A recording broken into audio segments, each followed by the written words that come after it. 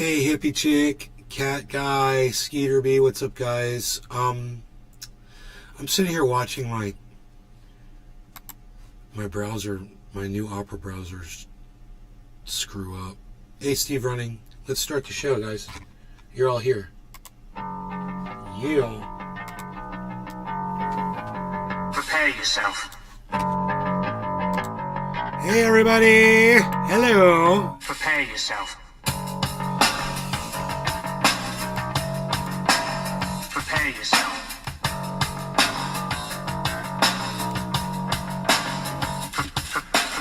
Line and taker, cashing your chips, you sniveling, wilding, self-loathing hypocrite. Blame it on Rio or the woman in red. Don't fool yourself, it's all in your head. You're the mascot of the next century. Look in the mirrors, count insecurity. I bleed for you, my eyes burn, my point is. Hey, Oracle, hippie chick, Nick, Tula. Good morning. So good to see all of you.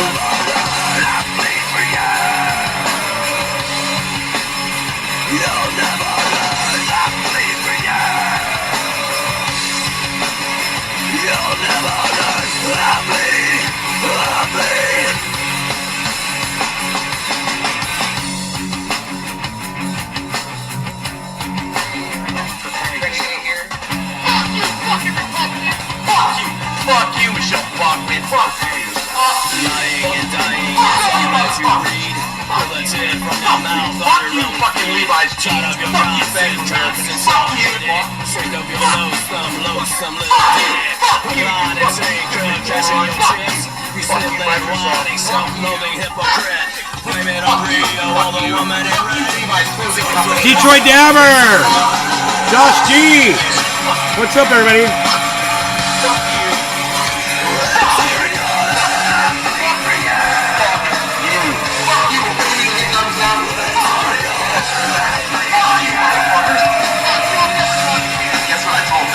It starts with an F. I never would have guessed that. I'm glad he told us. Fuck you.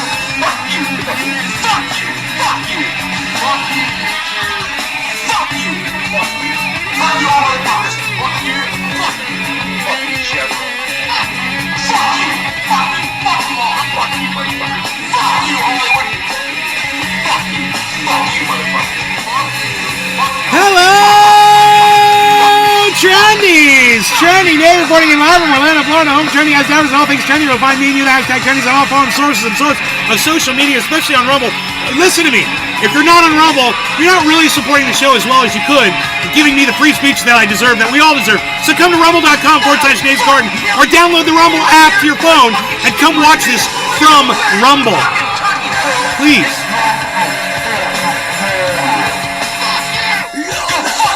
Yes, yes, yes, we are here, we are live, we are doing the show, we're doing it, the show, let's go like that, let's go like this, hello, good morning, we got, let's give everybody the props they deserve, Steve Running, Tula Tetro, Detroit Dabber, Zach Nord, hello Zach Nord, Dave Campione, hello David.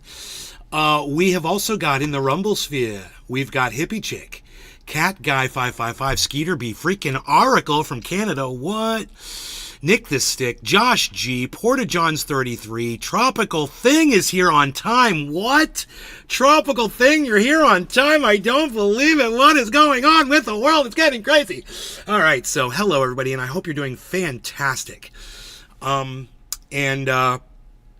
Yeah, I'm just here basically to tell you that it's nice to see a narrative that we've been pushing get picked up by the rest of the world and run with like a gauntlet. You know, it's like a baton, like we passed a baton, you know, and they took it and they ran with it and they exploded it, bro. When I see people saying that people that are out in the street marching for Palestinians, they say that they say that those people are basically Holocaust deniers. I'm like, dude, we're on the right side of this, everybody. We're totally on the right side of this. So, of course, we're not Holocaust deniers here. Of course, the Holocaust happened. It's history. We don't hate the Jews here. We do not hate the Jews. We hate what Israel is doing to the Gazans. We do hate that, and we do want it to stop. And that's it. We don't hate you for being Jewish. We're not anti-Semitic, and we're not Nazis, and we're not Holocaust deniers. What's beautiful about everything I just said is these are literally the things that people that disagree with us are saying about us. So what does that tell me? We're winning, man. We're totally winning. Because anybody that hears that rhetoric is going to be like, wow, you guys have flipped your shit, man. I'm going to go on the other side of the fence. I'm going to go on the other side of the fence now because you guys have flipped your shit. So keep up your psychosis.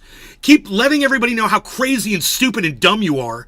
And keep accusing me of being some kind of a murderous monster, because you know what? You're only making yourselves look really bad, and every bad word you cast in my direction builds me up and makes me look better, because people can come in here and they can hear what I say. They know that I live in a Jewish home. There's mezuzahs on every door here. My mother's Jewish. My father, who's not doing well, he's Jewish.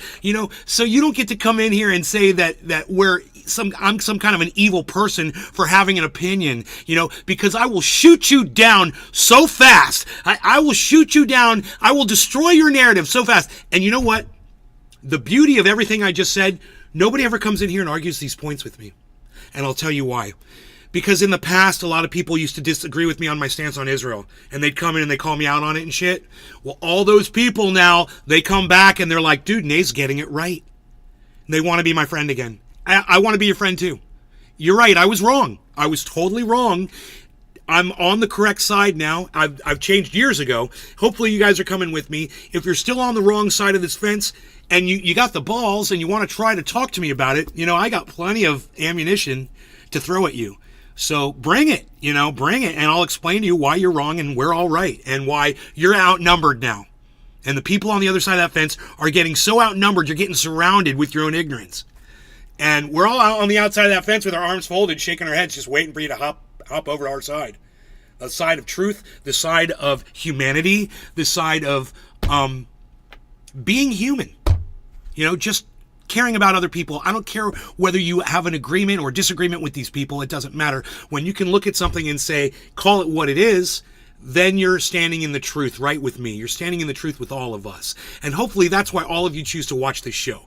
Because no matter how much you hate me, you can't stand some of the things I do or the way I treat people or whatever, when we talk about this one thing, that I'm just nailing it. And we can definitely start from that point and move forward from there.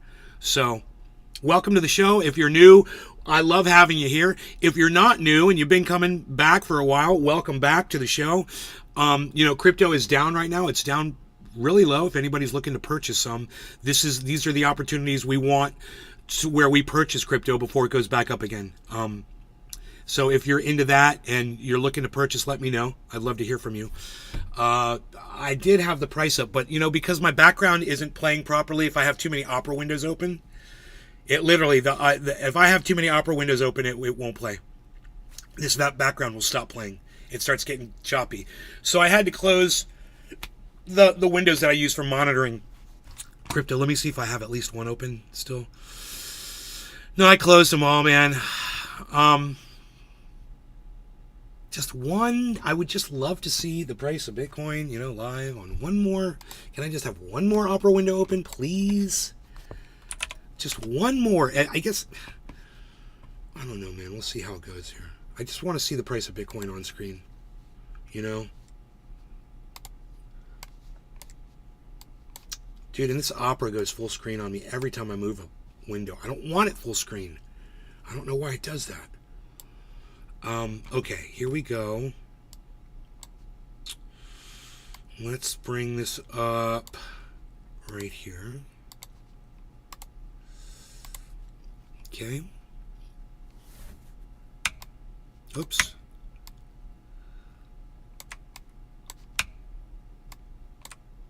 I like to be able to do this so we can see. Oh, I see what I'm doing wrong.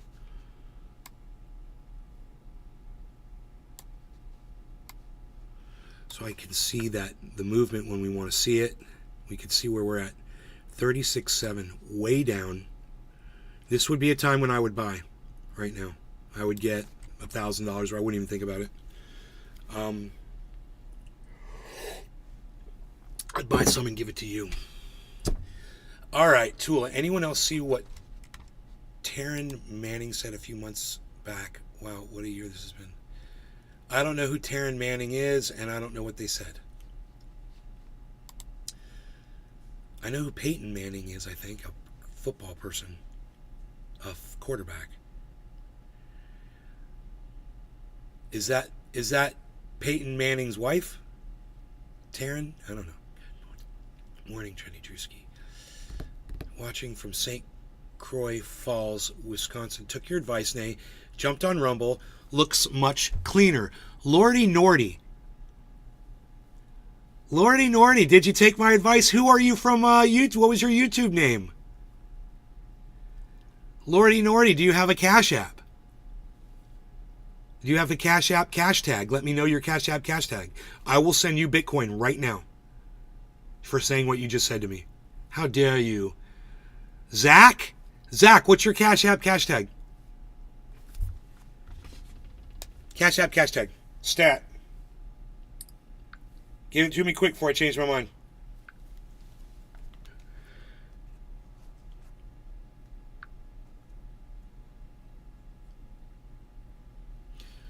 Zach, what is your Cash App cash tag? Lordy to Nordy. How did I not know that? Hey, you wouldn't happen to know anything about that Nord Stream 2 pipeline explosion, would you, Mr. Nordy? Dude, look at your hair, bro. Look at you. Look at your hair, bro. Look at your hair. You got some hair, bro? Not only do you have hair, you've got $5 fresh worth of Bitcoin in your account as of right 5, 4, 3, 2, meow. Boflow. There you go, bro. There you go. Sent. Done deal. You've got some Bitcoin. Dude, you're getting some Bitcoin. Yeah, and everybody that decides to stab a nice dagger into the back of Facebook or YouTube or Twitch and make the move over to Rumble, when you do, when you come around, let me know so you too can collect your $5 worth of Bitcoin and start getting into crypto. The easy way. I give you some, you start learning about it.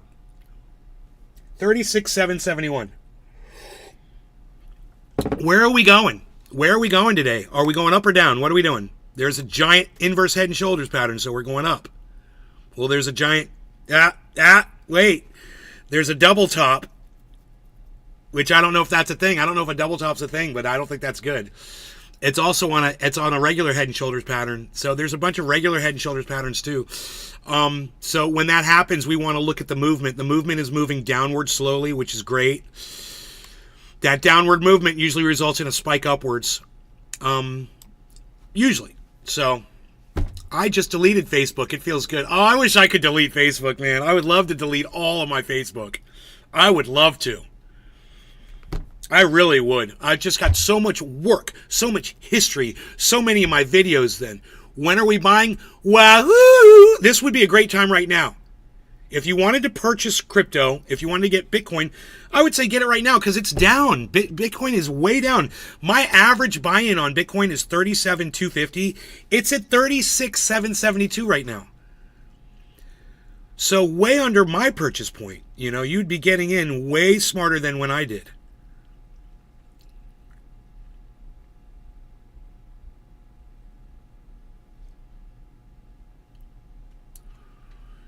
Eve Barlow is insane, lol. I saw that and retweeted. Eve Barlow. Oh, yeah, I know, right? I showed that to my girlfriend this morning. She was like, she looked at me, she shook her head. She was like, oh my God. I was like, I know. I mean, she's talking about me. She's telling me, because I would have been out there with those people. Yeah, so those of you who don't follow me on Twitter, you have no idea what me and Drewski are talking about right now. You should get over to Twitter and read my tweets so you guys can be all caught up. I'm at Nays Garden on Twitter. It's an app. You download it on your phone in the Play Store. It's called Twitter. It might have an X on it, but just ignore that. It's called Twitter. We call it Twitter. Also, follow at Nays Garden once you get there, and then you can see what we're talking about. You'll find out who Eve Barlow is and what she called me. The Twitchosphere. Yes, the Twitchosphere and the Rumblesphere. We've got the Twitchosphere and the Rumblesphere. God, I'm so jealous that you deleted your Facebook.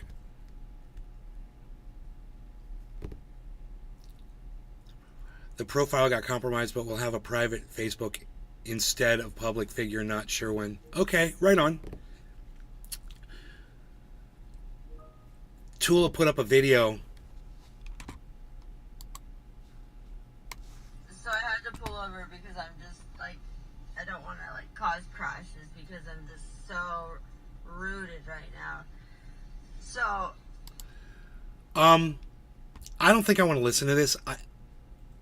I don't know what that is, but I don't want to listen to it. I'm sorry, Tula.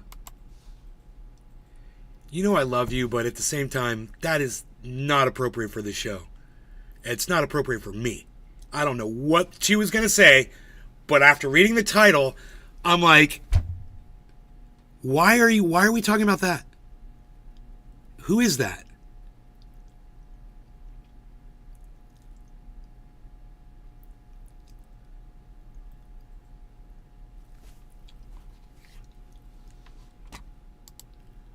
Just for messaging. How's your morning? Britt, hello. Good morning. It's going great. Morning's going great. Bitcoin's way down. It's a good time to buy some more. If any of you got a few bucks of Bitcoin and I gave it to you when it was 37.1 and you wanted to buy some more, this would be a time, if you wanted to get some more, this would be the time to get it while it's down in value. It'll cost you less money. You'll end up with more Bitcoin if you get it now than if you wait for the same price, right? She's a famous actress? That's an actress? Ugh. She looked pretty nasty.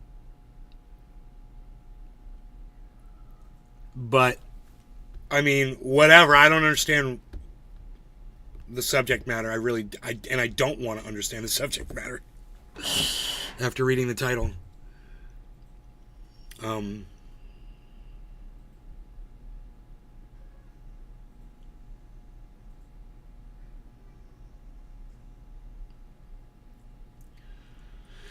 Yeah, as far as Mondays go, man, we're rocking out a Monday here. Let's do a dab.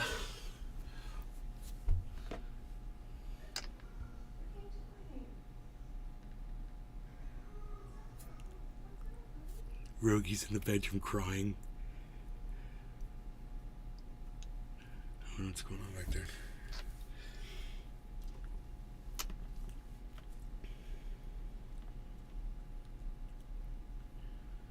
She's so co-star with Britney Spears and other famous actresses. Oh, Britney's a psycho too. I mean, they're all psychos. I guess it's that genre, that age, from that age, you know. What do they call those? Millennials? Is she a millennial? Is Britney Spears a millennial? I don't know.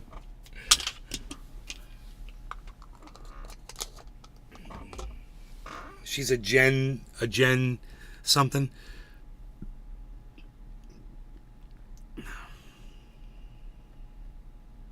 Totally not interested in hearing what she has to say. Totally not interested. Totally not interested. Now, if I remember correctly, do I have to...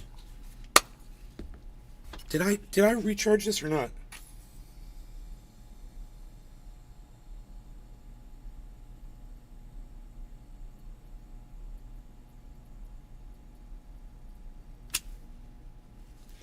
We'll find out, I guess. 11x, baby. Let's hope Bitcoin 11x's at least.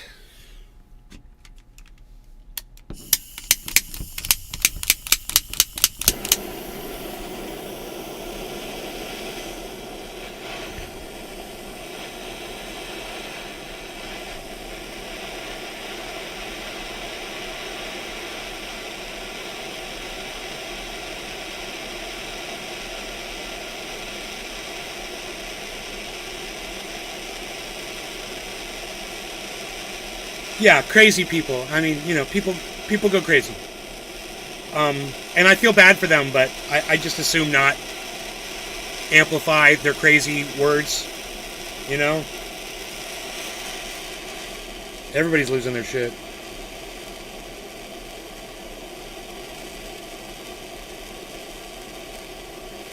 I mean, what that woman said on my Twitter feed, holy shit, man. I'm like, really?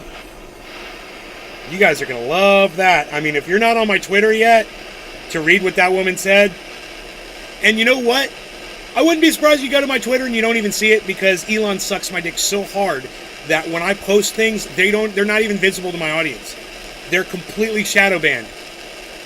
So I know this because when I went to my feed as an anonymous person, I could only see 5 of my tweets out of like 1,000. Everything else was hidden. The Zionist lady? Yes, the Zionist lady.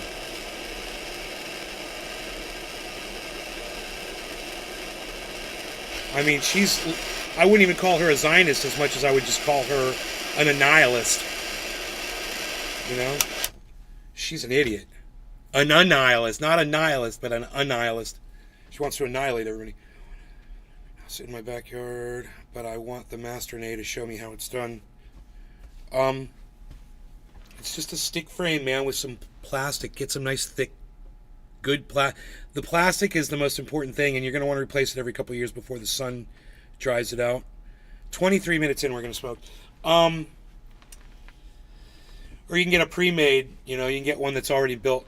You can get plexi windows. They have ones that come with glass too. There's all different kinds. It just depends on how much you want to spend. If you're looking to save money, I say PVC and plastic is the way to go, man. PVC and stick frame works really good. And just make sure you anchor everything down for wind if you're in a windy area. My Bell's palsy is acting up today, guys, so you're going to hear some of that in my lips as I speak. Sometimes I have like a flare up. All right, no law regarding cannabis, everybody. Cheers to all of you. Tula and Dave Campione and Porta Johns and Cat Guy and Britt. Cheers.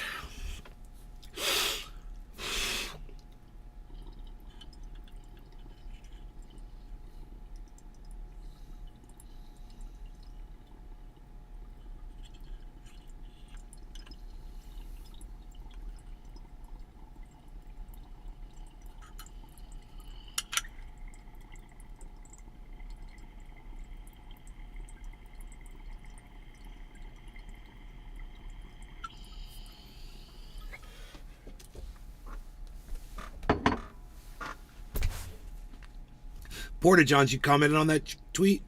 I like that. Thank you.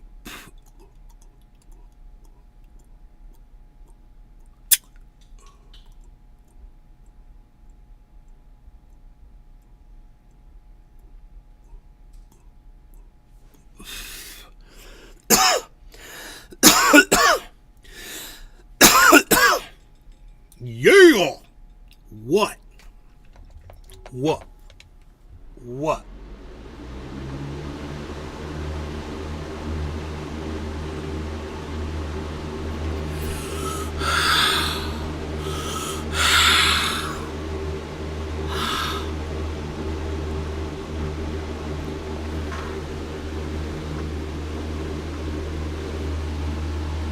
Chia.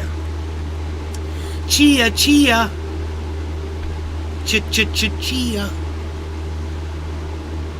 Nick's got sketchy service. Dab sweats, humid out. Yes.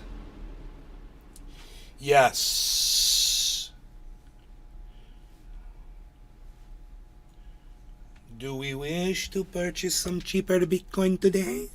No, I think it's going to drop. I'm not going to buy it. I'm looking at it. I'm looking at this giant head and shoulders pattern. Oh, man. After another giant head and shoulders pattern.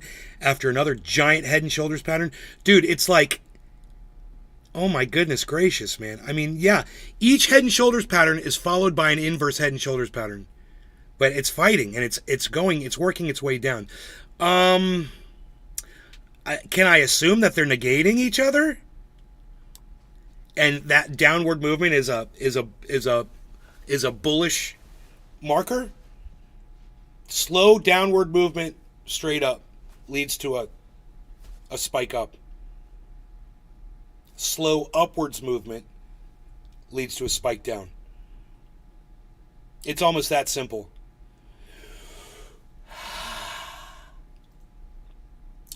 Think about it this way. When we talk about inverse head and shoulders, the price always goes up. They're pointing down. When we're talking about regular head and shoulders, the price goes down. They point up.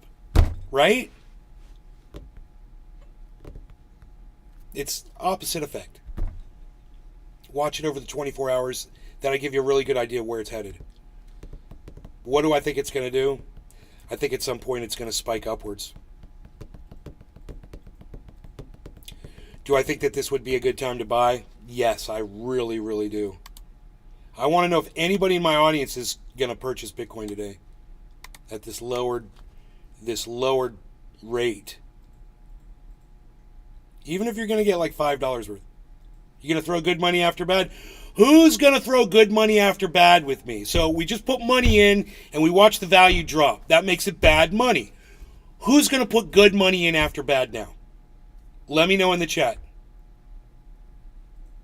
You got a couple buck? You just bought $2 worth? Dave Campione, did you just buy $2 worth of Bitcoin at 36,749? They'll probably hit me at 36.9 if I try to buy it right now. Fuckers. I hate them so much.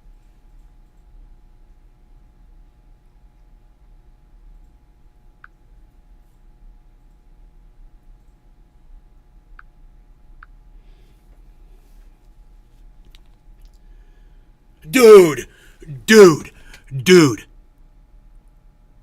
How good am I? 36.9. It's $28 off. How good am I? Huh? They're going to hit me. I said they're going to hit me at 36.9. Yup. Dude, do you think I want to buy crypto at 36.9 when I'm looking at it at 36.7? These guys are such assholes, man. They're so greedy. This was not like this a month ago. This all just started. You all need to keep your eyes open. When I told you to buy crypto, if you had the money, you should have bought it when I told you to buy it, man. We are totally getting screwed now. And nobody's talking about the upped rates. I'm the only one talking about it. No one wants to discuss it. I haven't heard a peep out of anybody to warn you guys that this is what's going on with the markets right now. Buyer beware, man. I told you to get it when I told you to get it. When it was at 17,000, I was begging you guys to buy $17,000 Bitcoin. I'm like, I'm going to buy a whole Bitcoin. I'm going to spend $17,000. If ever you were going to buy $100 of it, that would have been the time to do it. I have every reason right now to be a little aggravated. As I ask my audience if anybody's, getting into this or whatever, and it's all just silence.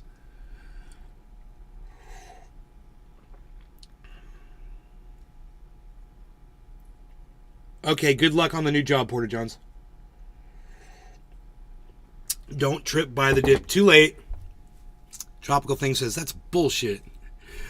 The rates of what? Okay, Dave, this is how it works. We see the price of Bitcoin right now is 36,746, but when you go on Cash App and you go to buy some, all of a sudden it's $36,924 to get the same Bitcoin. They jacked the price up almost $200 over what we all know the price is. And it's consistent. It's not like a glitch. It's consistent. This happened. If you guys followed me on Twitter, you would have been warned about this. Because I put a tweet up about this days ago. Talked about it on the show. And if you guys don't follow me on Twitter, I can't help you. Right, Porter John? Right, Tropical Thing? That's why you guys have to be vigilant. You have to be your own advocates. You have to look out for yourselves. Stay aware of what these rates are when you're buying this. And you know what? When one of you goes to Bybit or Bitflex, which none of you have done yet, and finds out what the rate is over there, let me know, please.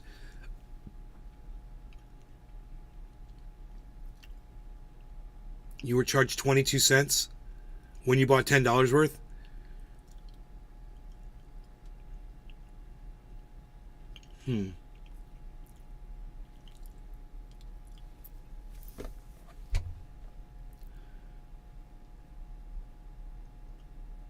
I mean, you should have been happy buying Bitcoin at 17,000. And if Bitcoin goes up to 100,000, you should be happy buying Bitcoin at 36.7. Right?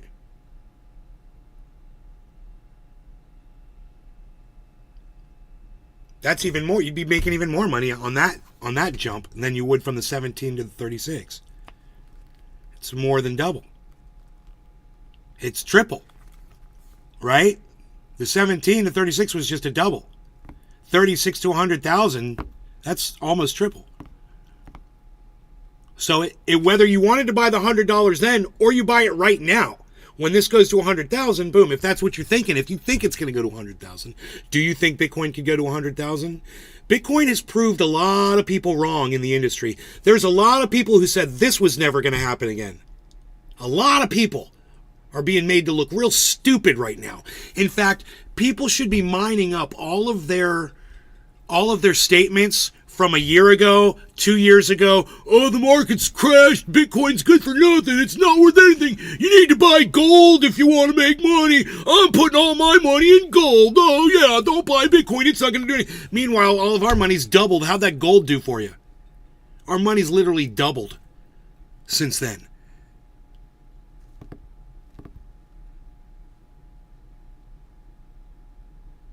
But now with their spread, I don't know. No, dude, I'm begging somebody to tell me what the rate is for Bitcoin on Bitflex or Bybit. I just can't wait for one of you to just download the app and open an account.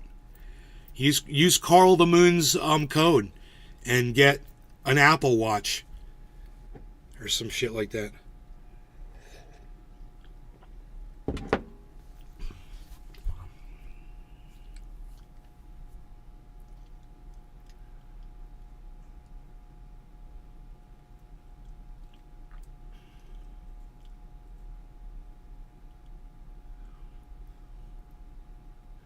Here goes Bitcoin, 36.8.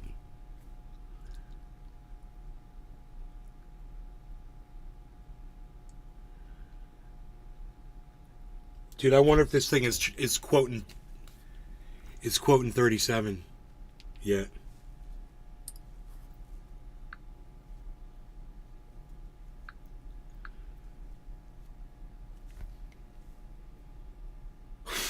Dude. You guys.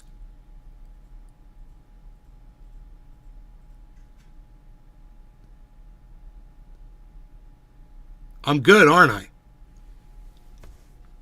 Yeah, if I tried to buy from there, it'd cost 37. They'd get me at 37,000. When we all see it's down almost $200 below that. It enrages me, man. It enrages me, and it doesn't matter how much you buy. I tried. I adjusted the price just to see if that goes up and down. It didn't seem to change at all.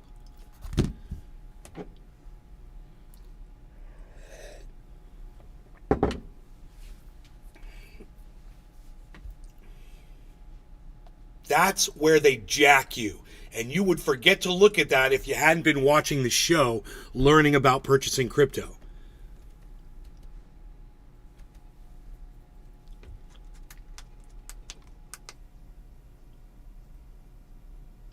And sometimes a camera just can't focus. I don't know why that is such a problem sometimes. I don't know. Let's see my face, the color of my face or something. It's reflecting the light. Did I tell you Bitcoin was going to go up because it's been slowly going down?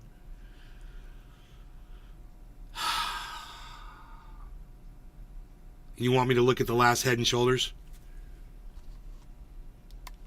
The last Head and Shoulders pattern was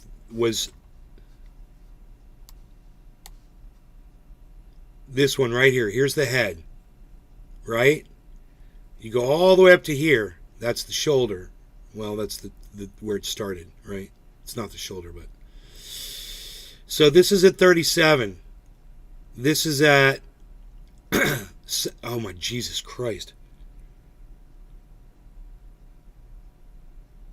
It's $600 from here, guys.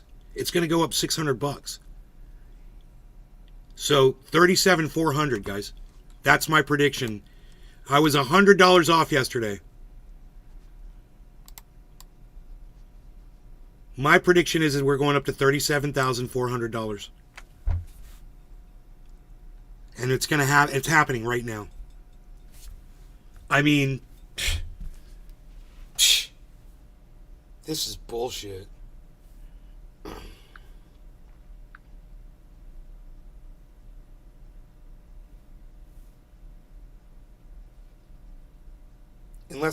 Unless they know something I don't know.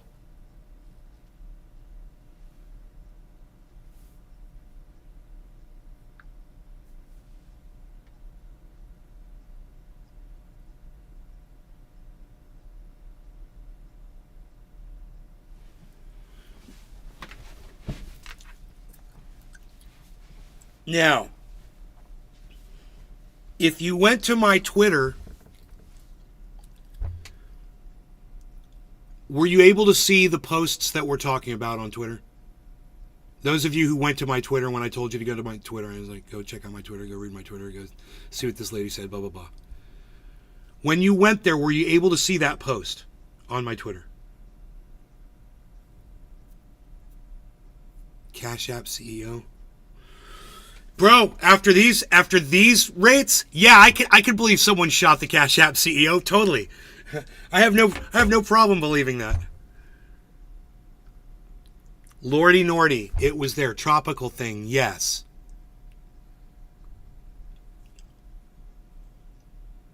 Ah, that's easy. What's a head and shoulders pattern? A head and shoulders pattern is a retest of prices, right? And the way it works is, if we just pull up a head and shoulders pattern here and I'll show it to you. The way it works is, people are buying and selling, right? And as people get to a certain, so let's say this up here is your head, okay? And let's say this is a shoulder here, and you could say this down here is a shoulder here. So you got shoulder, head, shoulder, right? So what happened was the price went up because people were buying it at a certain rate. And as soon as it got to this point right here, more people started selling than buying. So the price dropped. When it got down to here, more people started buying than selling. And it went all the way up to the head. These are testing these levels of value, right? It gets all the way up to this head right here. And all of a sudden, there's a giant sell-off. And a whole bunch of people start selling off their crypto at this point. They like that number, 37.37. You know, 37.376. People are like, I'm selling it. If it gets up to 37.376, a whole bunch of people were like, I'm selling. Or one giant corporation decided to sell off a whole bunch of crypto at that point too. But it's usually a whole bunch of sales going on, right? And it just happens at this time. People are expecting it to happen, and it kind of self-fulfills. What happens is it gets down all the way to here, and it gets all the way to here, right down to here. And people are like, dude, I think it's going to go up again. I'm going to buy more. So more people start buying than selling. The price goes up. Then at that point, people decide to start selling off. At this point, they've tested this value and they sell, and a whole bunch of people sell because it's the end of an upright head and shoulders pattern, and everybody can see it. It's right there on the chart. So people are like, dude, it's about to drop. So everybody sells, and we make it happen. The people selling off their crypto make it drop. So it's not magic, it's just human nature. These patterns are just a representation of human nature, and it just works like that. So that's what, it's a good question, man. That's what the Head and Shoulders represents, is a low point of resistance, a high point of resistance, and then a retest of the first point of resistance. And those can vary, which is fine. As long as they're both below the head, these 2 points can vary.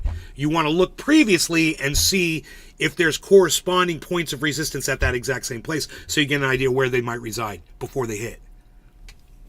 But you can see it in the chart. You can see those points of resistance in the chart.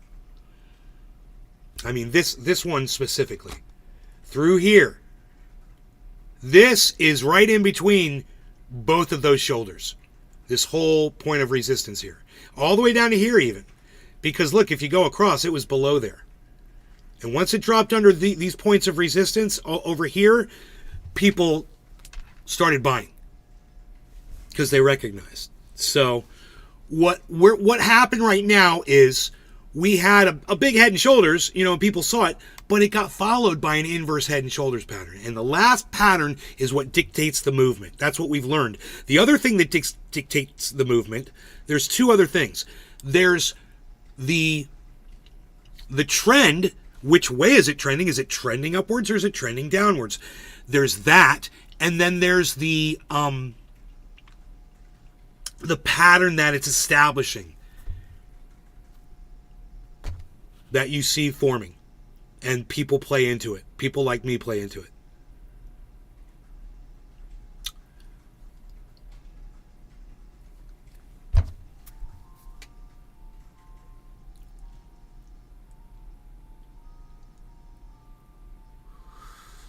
So if you're buying from someone like Cash App at this point and they're charging you $200 above the price of what Bitcoin really is at that moment, you've got to figure in, you got jacked, $20 or whatever, however much you bought, and add that to what you think the cost of your fee was, or whenever you enter it into software, it will calculate that for you because you're putting in the price that you paid, not the price that it was. It's the price that they charged you at, which is, these unscrupulous bastards.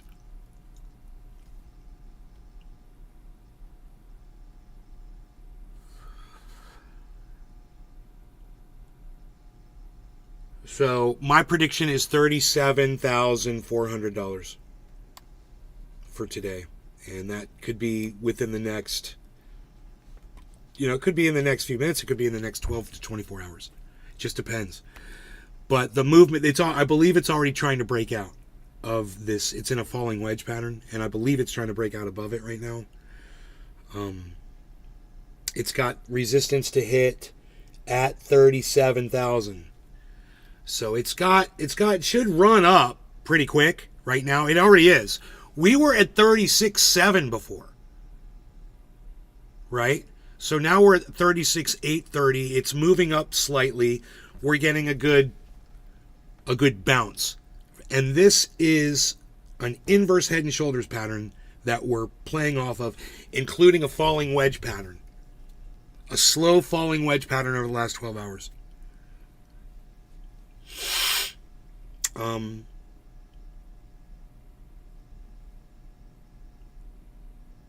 Does this frighten you? Do any of you get scared of Bitcoin? When you see me in here predicting where it's going to go, and you don't understand why it's doing it, and you're scared because you don't know, you just can't figure out how the fuck I can do this. Are any of you guys scared to get into this market? Like, let me hear from people who are sitting on a bunch of money sitting in the bank. Whether you got $100 or thousands of dollars sitting in the bank, you got some money sitting in the bank, and you could put it in crypto because you're not going to use it. It's just sitting. It's money you don't need. You're getting paid other ways, whatever. You got some money sitting somewhere, but you're just going to decide to not do this because you're scared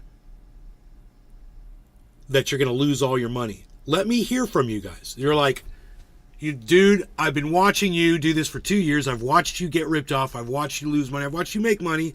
At the same time, it's not for me. I'm sure there's got to be some of you out there who have some money sitting around that don't want to do this. Let me hear from you. I'm just kind of curious to get that perspective.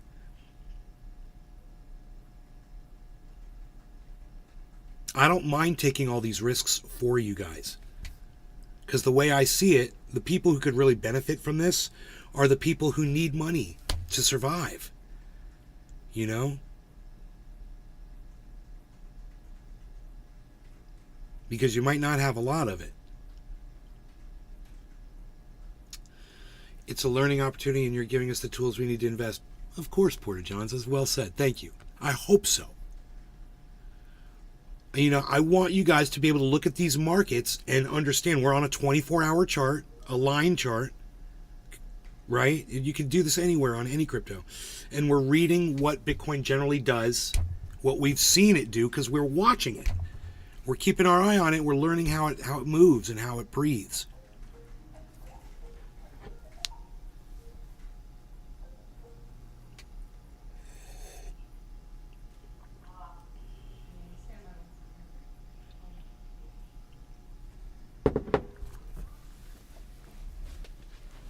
Some special, super special.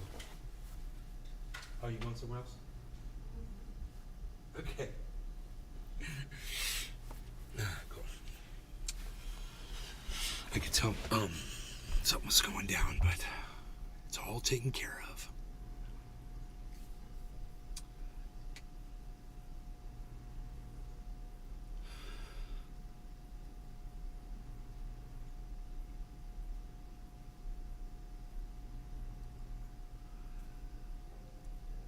So it has not broken out above this channel yet. It's staying within the... Actually, it's backing back down inside the channel.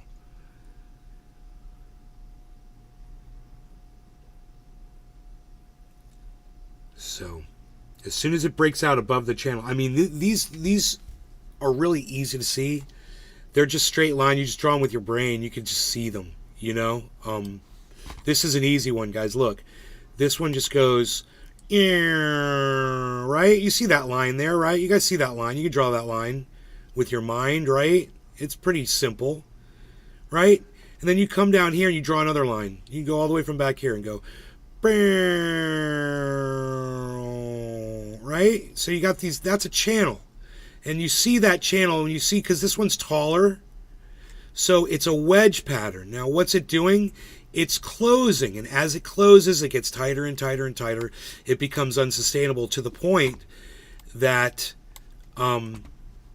it has to break out upwards or downwards.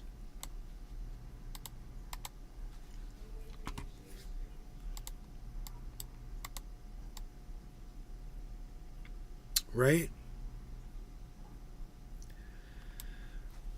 It's an unsustainable pattern. It can't do that forever.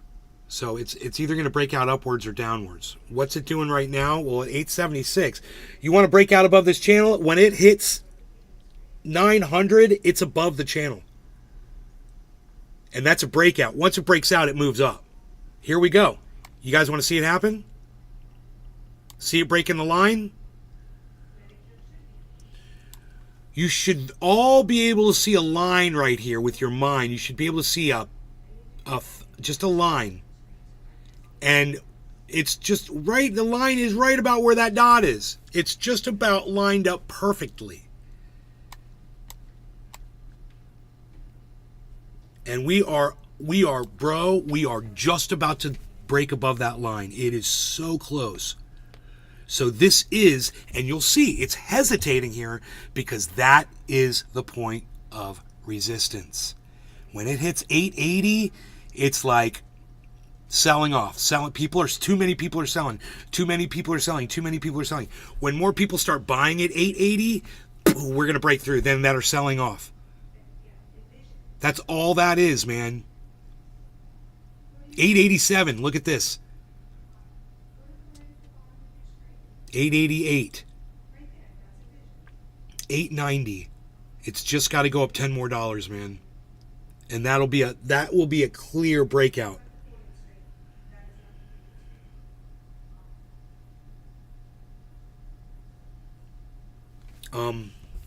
We can zoom in on that and you'll really be able to see as it breaks out above this line Remember, the line's coming in like this. It is coming in like this. And it is just underneath this thing. I mean, if you were to draw a perfectly straight line across all of these, it'll give you just right there. It is right at resistance point.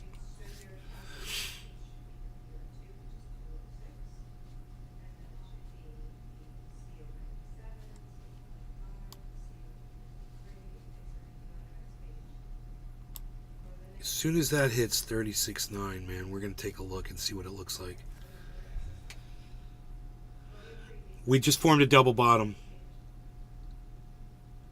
It was a quick, ugly double bottom, but it's a double bottom. We're looking really good. So you guys want to see the double bottom? It's pretty obvious. It looks like a W. Boom, boom. Double bottom. Results in a move upwards usually. Also a perfect, not perfect, but a really good inverse head and shoulders pattern. And we just got to move up $10. So this is the resistance point. You'll see it vary just by a couple dollars. As it breaks through, it'll move. It's probably 891.78 is probably the point of resistance. There it goes. It's through. There it goes. It's probably just going to go right up now. Look, 891.78 again. Look, 97.30. 95. It moved through.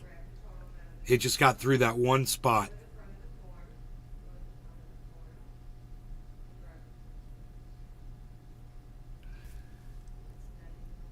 So you want us to watch it break out above. Here we go.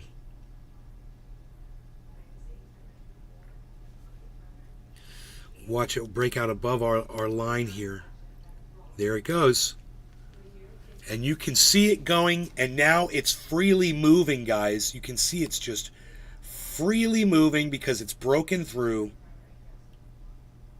And that's what happens. That's how resistance works. And that's how the movement works. You'll see that. It's like a dance. Now, did I buy? Did I make a purchase? Because I saw it was down and I knew it was going to go up. And I told you guys it's going to go up to 37,000. As I said, it's going to go up to 37,400. So, but I told you I was going to get jacked at 37. So I would have had to make a decision that, hey, do I want to make $50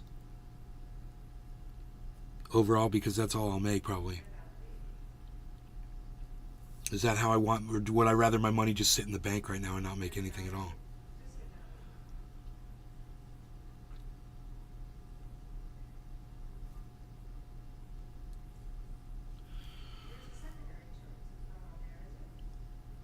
There's even an app people could use. It's a simulator that uses real-time data. They give you $10,000 space cash. Now it's what it's called, Crypto Sim. Oh, that would suck if you hit it big on that, and then you just be like, oh my god, dude, what did I do with this fake? I shouldn't. It's like people that grow cannabis on a game on Facebook. And you're like, really, dude, you spend time growing cannabis in a fake farm on Facebook so you can feel like you're growing cannabis? Really? You spend time doing that? Watering? Really? God, dude. Oh my god.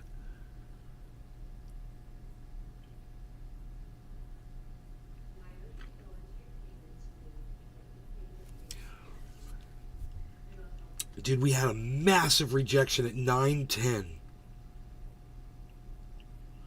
Massive rejection. Huge buy off. Or I should say sell off.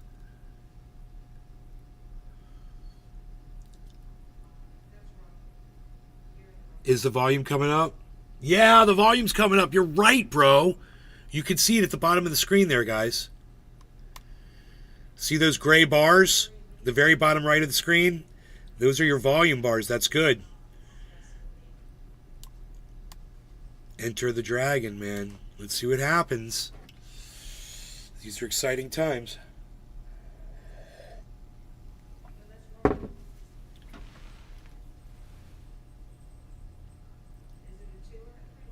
when Bitcoin ran up past 60,000 and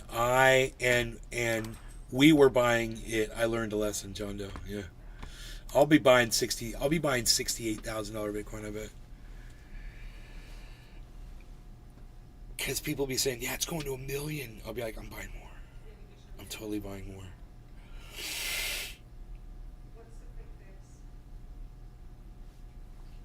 So we have fallen back into our channel. We got rejected hard. Hard rejection. Pushed back. Just not ready yet. Not ready to make its money move.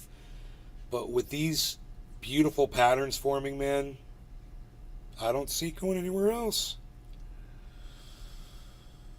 Unless I'm missing something, but I don't think I'm missing anything.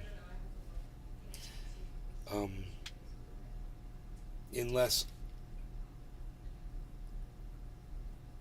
I don't know, man. That was a giant head and shoulders pattern in the middle. I just don't know how to read how they cancel each other out or not. We'll know, I guess, if this goes up. If it goes down, probably off that giant head and shoulders in the center of the at the 12-hour mark. 12 hours ago, there was a huge head and shoulders. 13 hours ago. 14 hours ago, something like that.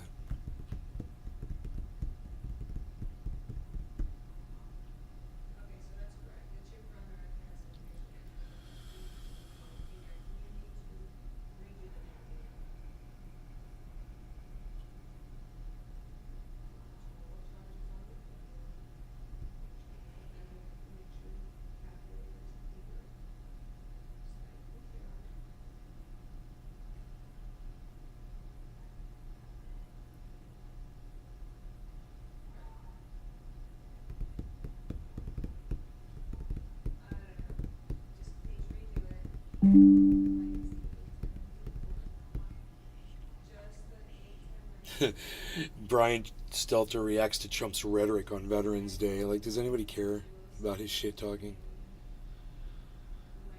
Yeah, he talks shit. He doesn't like... I don't like veterans who get captured. I like the ones that don't get captured. Whatever, dude. We know how you feel.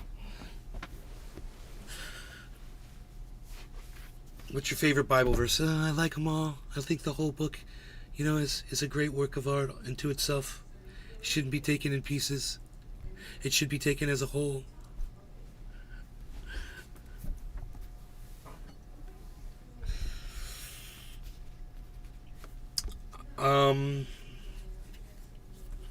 Who thinks Bitcoin's going to hit 37,000 right now?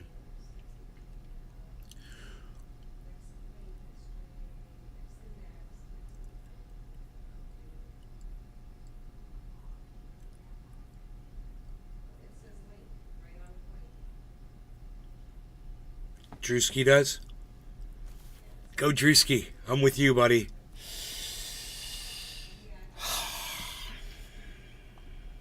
Hodl gang. Hodl gang.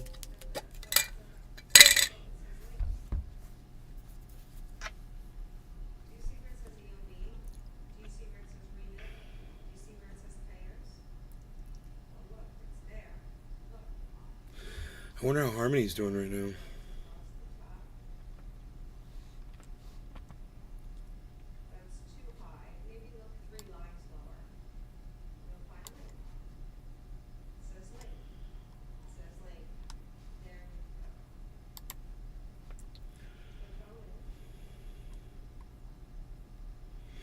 Harmony is at 154. Okay. Matic is at 89 cents. Ethereum's at $2,109. Cardano's at 37 cents. Pepe is up 8%. Or no, I don't know where Pepe is. I'm sorry, I don't know where Pepe is.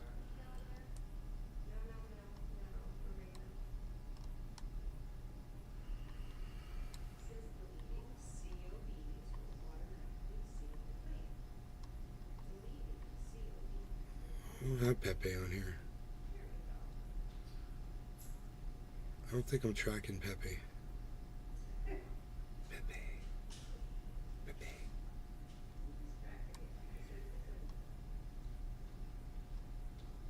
That's interesting that I never added it.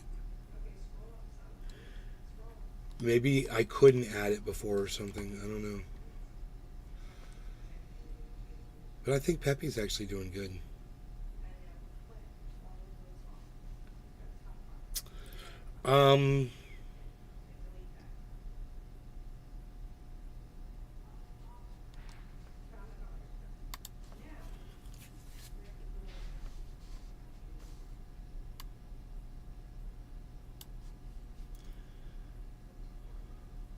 Oh boy. We're trying to make another run at the top of the channel again.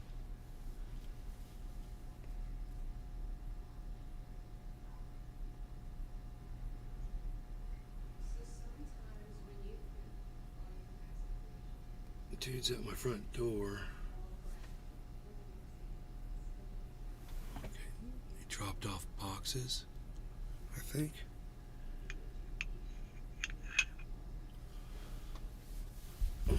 I'll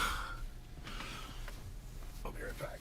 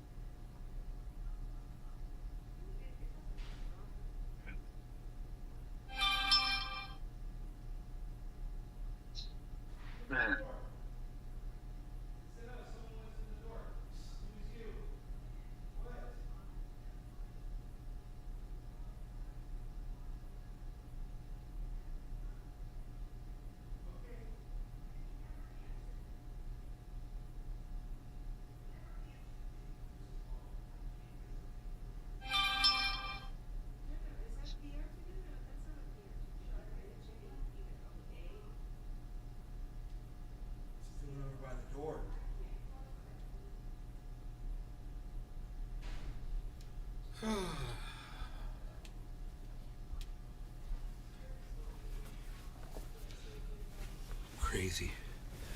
Crazy. Crazy town.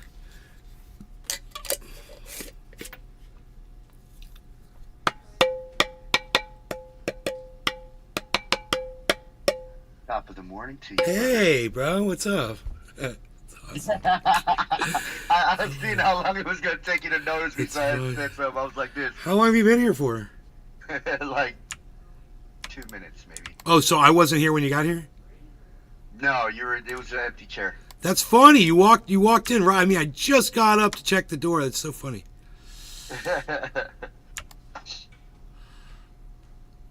Good morning.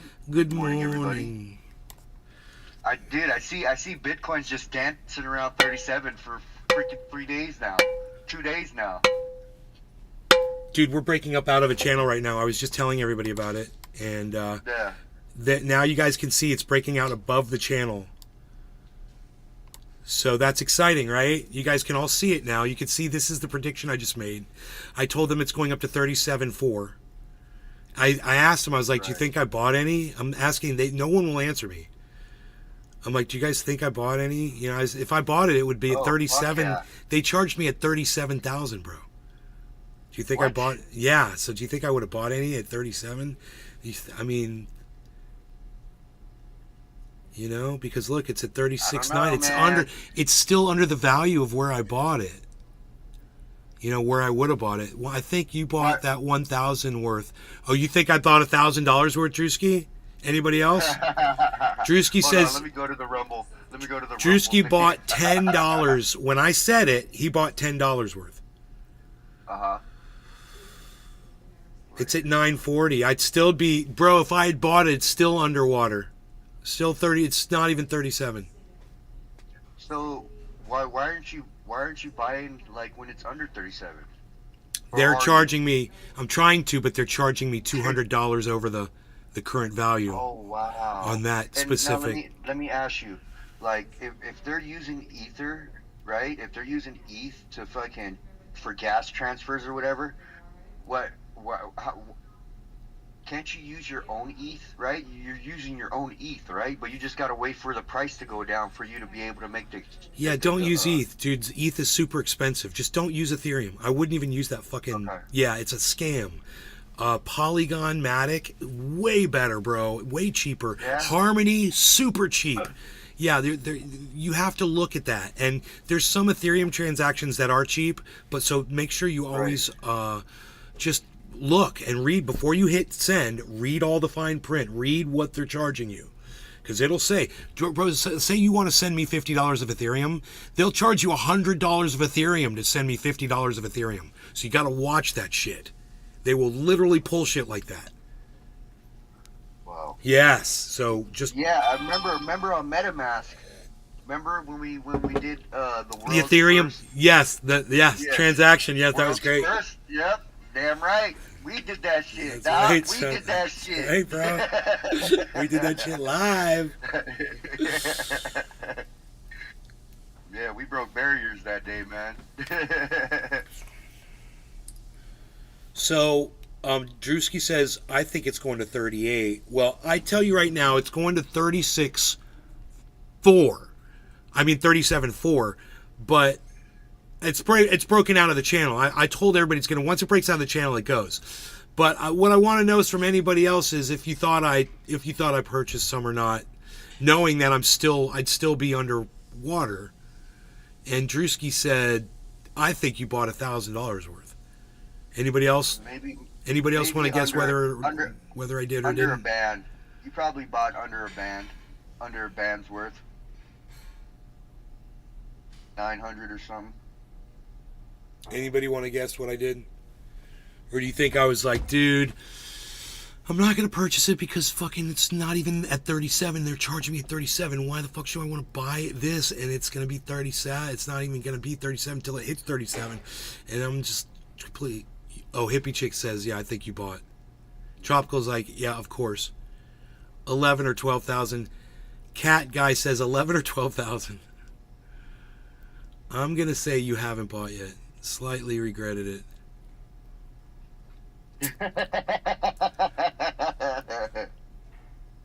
You're gonna. Josh is saying he didn't get anything, and now he's sitting there going, "Dude, it's almost at 37,000, and this is right where I would have been breaking even at." Yeah.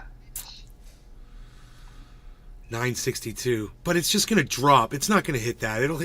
It's gonna just drop. It's gonna all fall out. I'm waiting for it. It's all just gonna drop right now.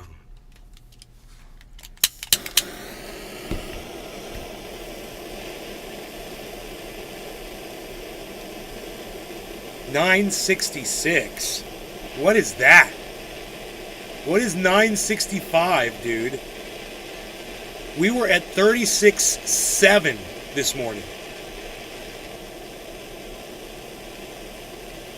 And I'm like, I said to everybody, do you want me to look at it and tell you what I think it's going to do?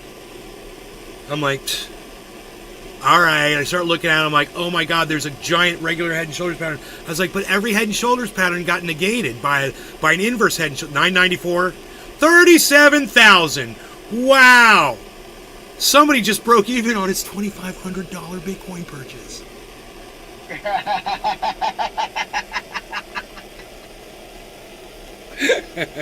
Hell yeah. Hell yeah. I mean, when freaking Cat Guy said 11 or 12, I'm like, dude, who do you think I am? Freaking hey, dude. I don't roll like that, but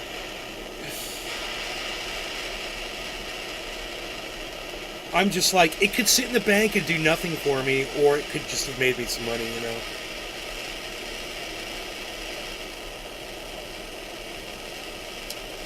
So we broke 37, but I'm telling you it's going to go up to 37.4.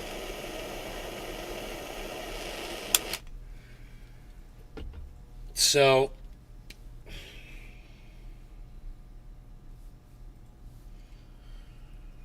the question is,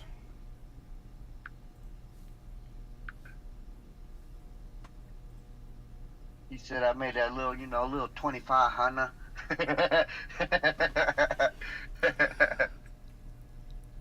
37. There's the price they got me at. $37.19.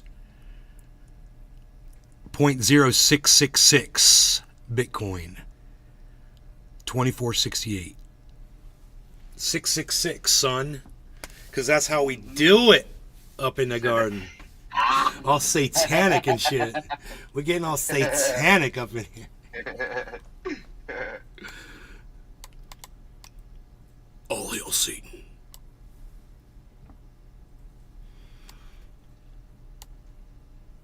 Dude, why are you doing this to me? Focus. Daniel-san, focus. There we go. Are you focusing? Focus on my face. Lean back in the chair.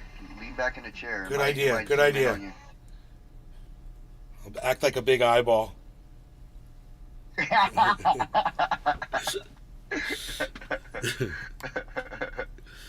Dude, focus, man. Focus like back here, bro. Focus. I gotta hit this dab. No longer regarding cannabis. Cheers, Pinoy. Cheers, everybody. Cheers. Damn, I didn't know you were dabbing. Yeah. I'm right behind you.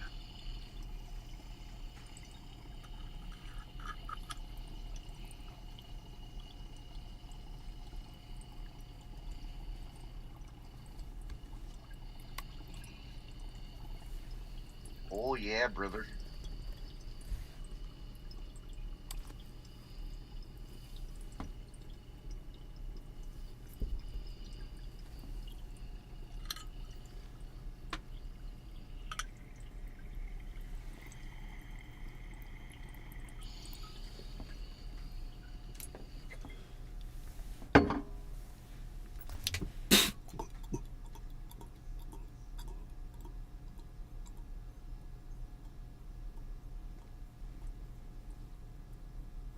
And the fee they got me at was $31.38. So really around $37,050 I'll be breaking even on it. And Pinoy, the reason I knew this was going to happen.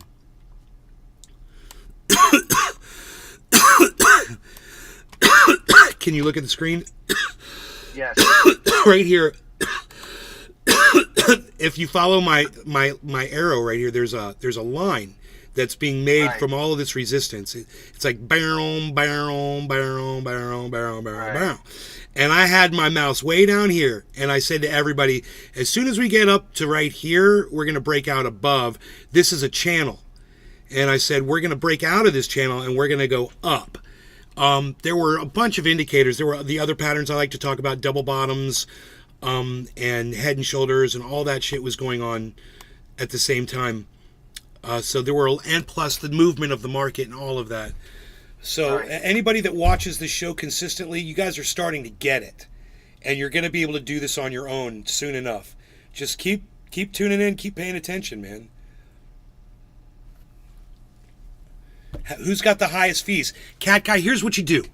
Go to each one of your, this is what I do. Go to each one of your exchanges, try to buy $100. Go all the way through the exchange until you get to the OK, and read all the information and see what they each do. Write it down and see what they charge you, and then cancel out the, dude, I cancel out purchases all the time just so I can see what they're going to charge me. I use it all the time. It's there for free. You could try to do a purchase all the way up to the OK.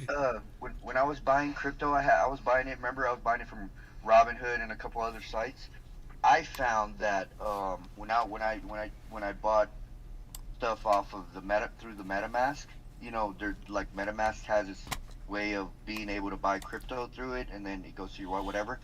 MetaMask had the highest fees. It was like literally double what Robinhood and Cash App were, bro. Like literally. Yeah, But I wonder how much it is to buy Bitcoin on Robinhood. Yeah, shit, I got Robinhood too.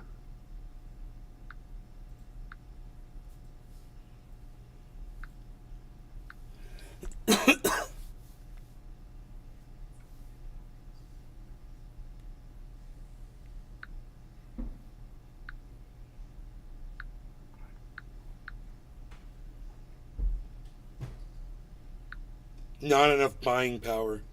I can't do a fake transaction until I have enough money in my account, which I don't want to put money into Robinhood because they held on to my money, bro. They fucked me. Oh my god. They want me to deposit funds. Just to They were find pretty decent about giving me my money. It took a couple days though. I'm gonna just When try I bought 20. out, it took a couple days before it actually hit my account. You know what I'm saying? When I sold the rest of my crypto or whatever.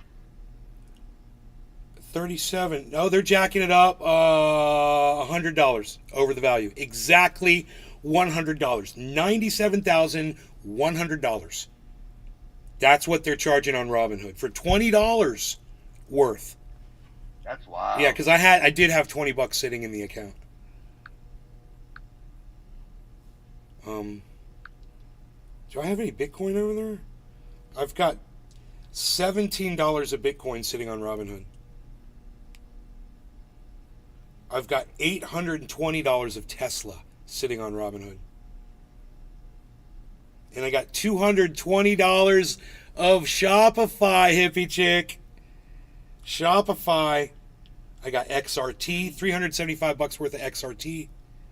Now, did you invest into like some people invested in a Disney and Home Depot and shit like Stocks? that. Did you? Yeah. Yeah, you know who I invested in, bro? You know, I found out I got this article about us running out of water. You know, our water supply is running low. That's evidenced by there's already cities that have shut down. People have to desert them because there's no more water. Trucks are hauling water in. You know, Right. New Mexico, Arizona, there's cities in California. It's happening all over. So, there's banks, giant banks, that are buying up all the land that has aquifers underneath them. So I invested in those banks, the water banks. Like all the biggest banks, dude, they're all in on it. They all know. Everyone knows. You know, everyone Right. that's into the financial markets, they all know what's going on with the water shortage. So, yeah, these banks have bought up all this land, and dude, I was looking at that actually. I was like, I couldn't believe it. I guess the stock market, you know, has gotten really good, and my stocks were doing rather good. So, I've got a traditional IRA, and What I've does got IRA mean? I don't know what it means. And you'll look that up.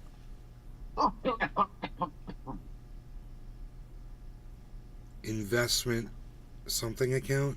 I don't know. So these are the stocks that I hold.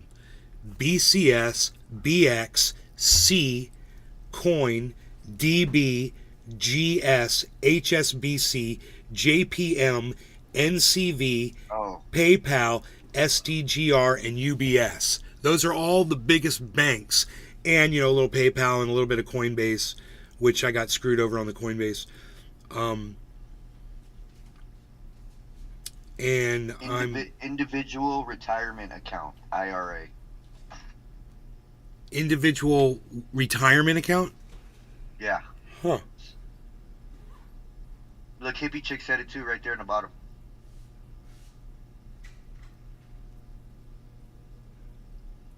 Last price, days gain, total gain. So I'm way underwater on my Coinbase. It's BX, I'm plus $500. My HSBC, I'm plus $251. Everything else, I'm negative. PayPal especially. PayPal and frickin' Coinbase, negative. So my overall total gain on my stocks is negative $5,381. That's how much I'm undervalued right now. Right now in stocks, I hold $12,374 worth. Total assets. Yeah, I think my dad is still invested in Home Depot.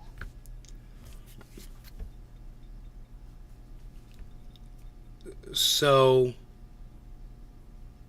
we got rejected. This is a big rejection. 36,944. We've got to build to move up, people. Where's my volume at? There was this, 945.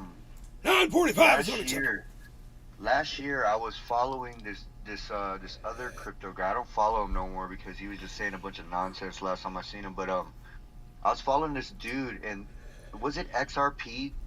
Everybody was waiting on the SEC. yeah, the lawsuit, yes, and all that stuff. And they won. Okay. They won it. Wow. So everybody that held on to their XRP when it was like, it bumped for a little bit, and then it kind of sunk a little bit. But I think, right, okay. Yeah, people were able to really cash in on that, I believe. I don't know how much it went up. 935.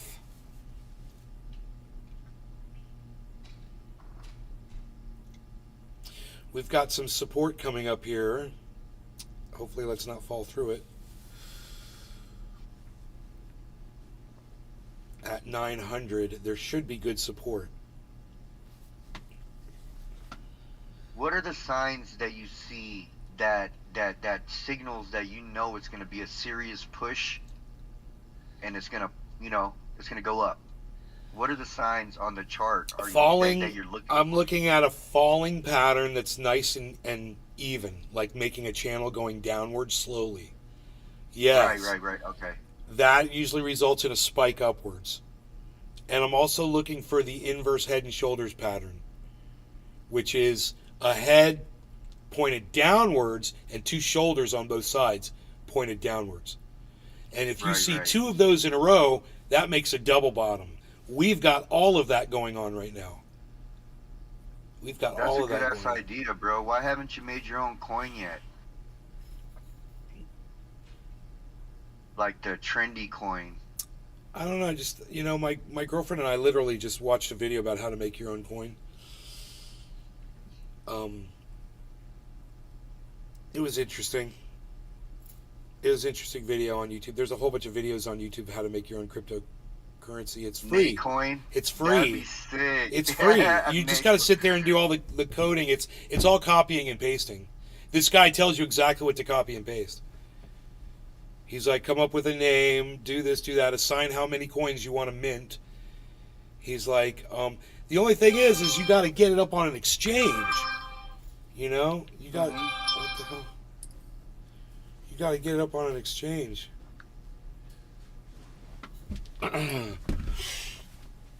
You got to get it up on an exchange. Well, I'm sure it's a lot of work making your own coin, because my buddies that made their own coins, they have like all these different apps for people to fucking check up on it. There's like all kinds of shit. It's like a big project, literally.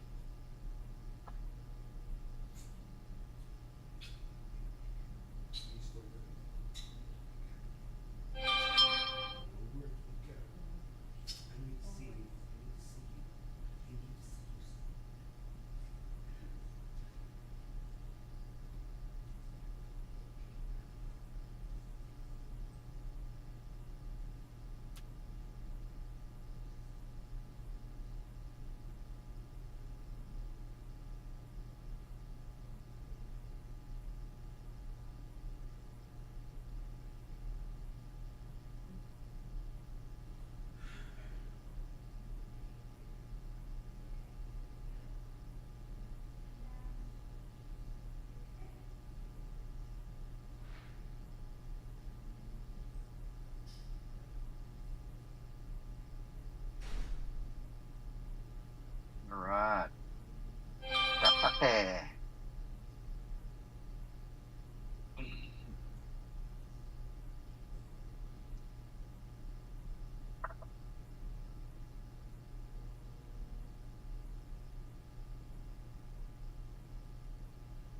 The hell? Wasn't enough juice.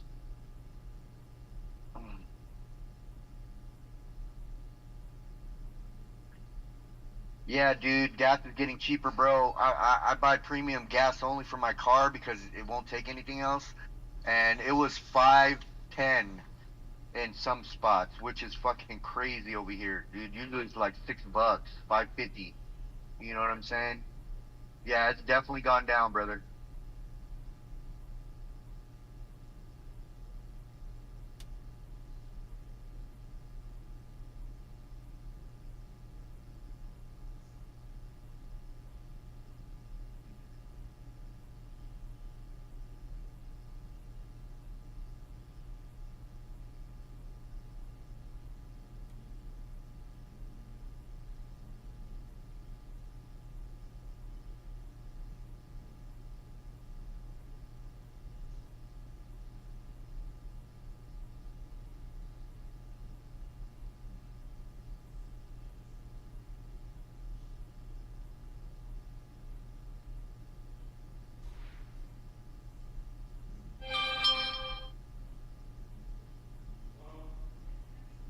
Who's coming?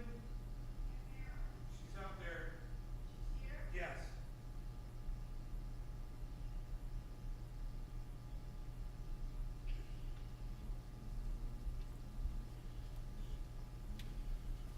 Okay, man.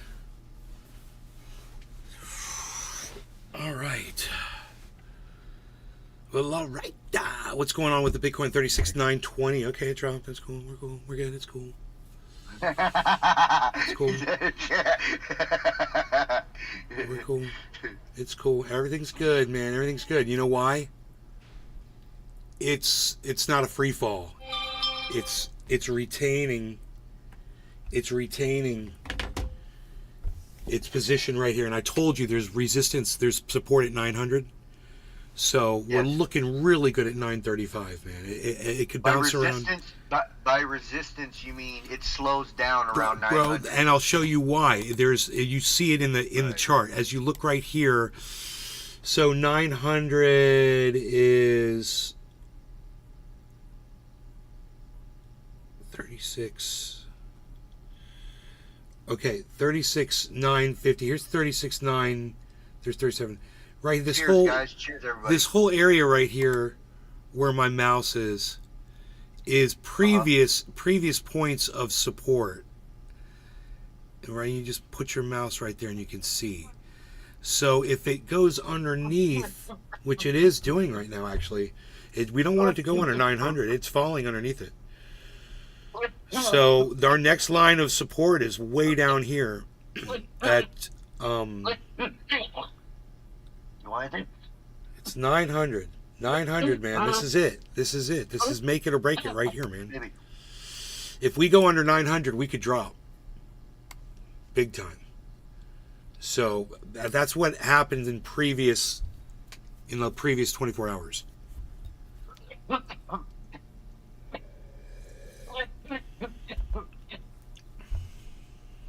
Someone needs to get on Bybit or Bitflex or both. We all need to do that. All of us should be on there. What is it? Bybit or Bitflex. Bitflex. They're trading platforms on the internet. I think they're apps too.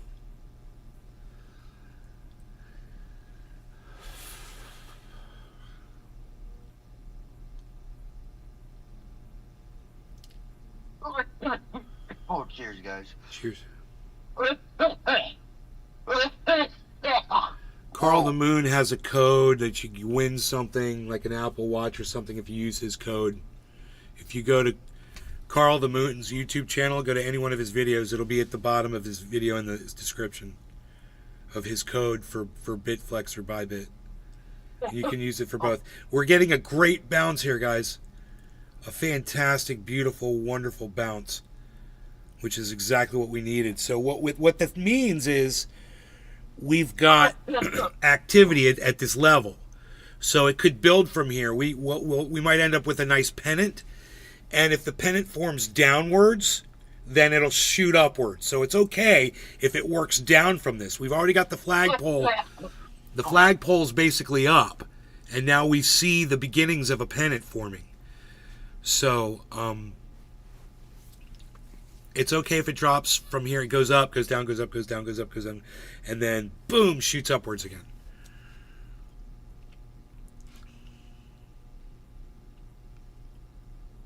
So it's basically just drawn. Just imagine it scribbling in a pennant, a flag, right? But a triangular shaped flag, right?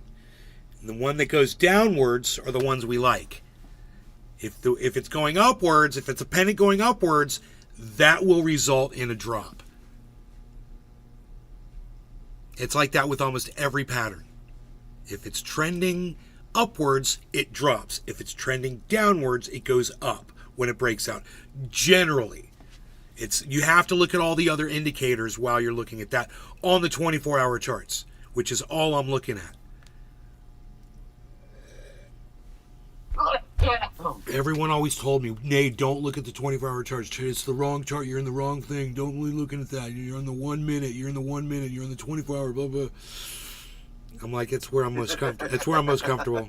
1 minute and 24-hour. I like 1 minute candles.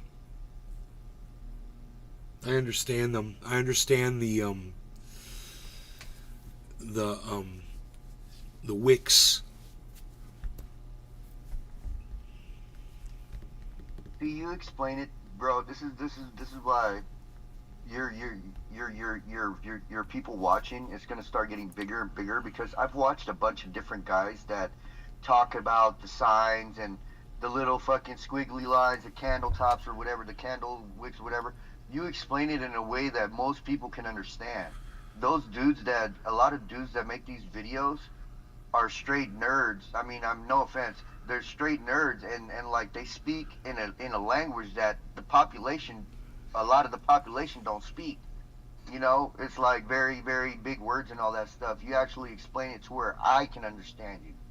You know, versus me trying to like look up what the hell you're talking about, you know, to understand what you're really saying. You're actually like explaining it to where, all right, I can pick my phone up and actually do a purchase and feel confident with it from the information that you've given me. Awesome. You know what I'm saying? Yeah.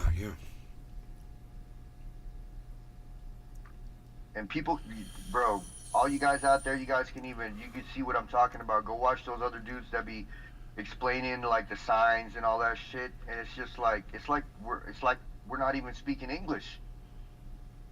Big drop. Well, at least for me it is. Big drop. Big bear. Big bear. Big bear. Big bear. Big bear. We don't want a big bear. Oh my goodness. Whoa. Oh, big bear. Oh, big bear.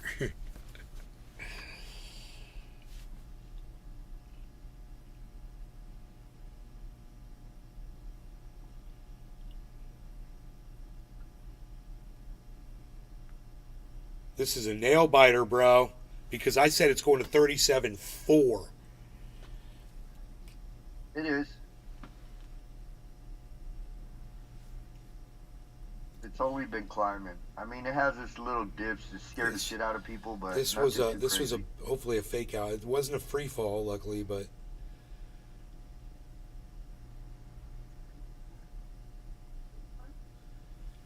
it's just like some previous movement.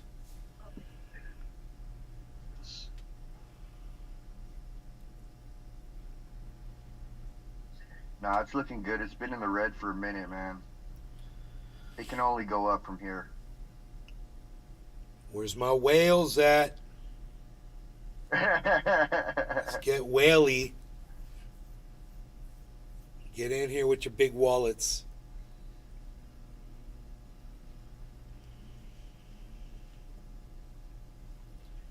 Oh Man, dude, all that stuff with Trump right now, dude, there's rappers making I'm a vote for Trump. I'm a vote for Trump song and shit. That's dude, funny. I was like, okay. Oh god.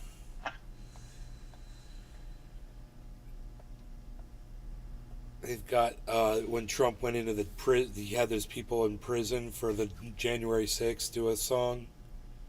Yeah. Oh god. Capper, what's up?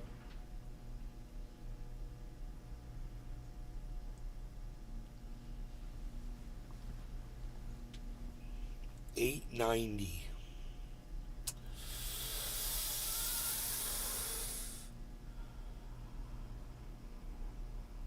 No!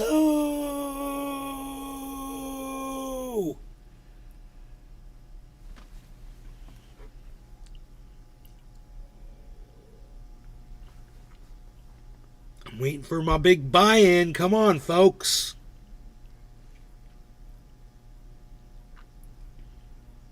Hopefully that volume is still pumping down there.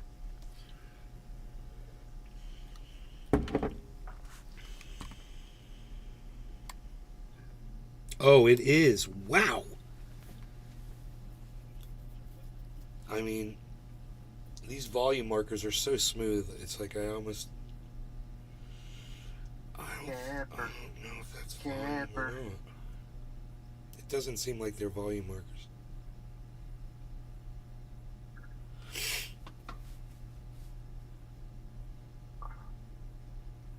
Tax people on crypto.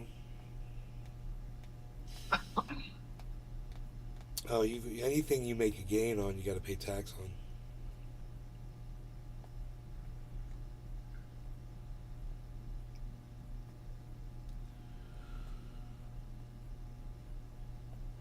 It's a crazy tax too, man. Crazy. They clown crypto and they fuck with it, but they'll take so much money from you for making it, you know? That they don't seem to have a problem with. Fuckers.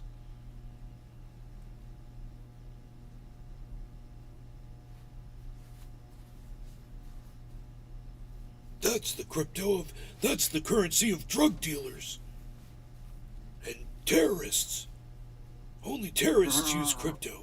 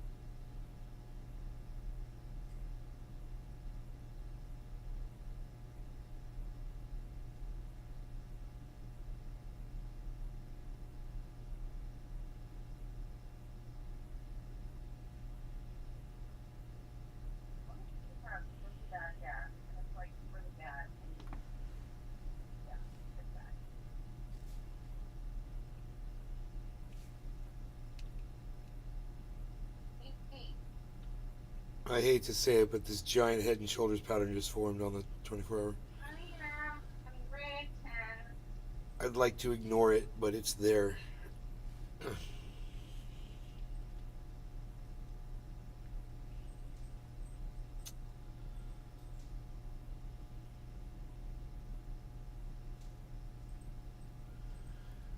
Rogan.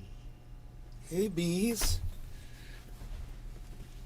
What's up, bees?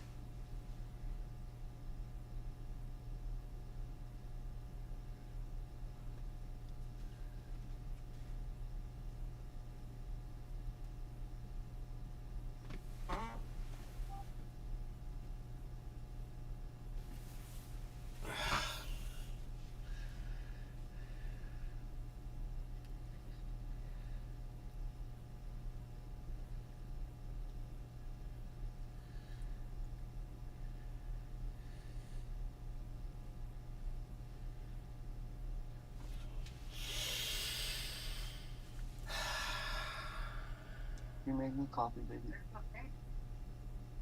What is it? Is it just gonna be milk and sugar? Oh, that's... Can you just put honey in it instead of the sugar?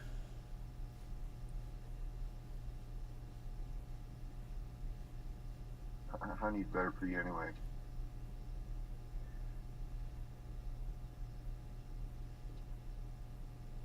Teriyaki.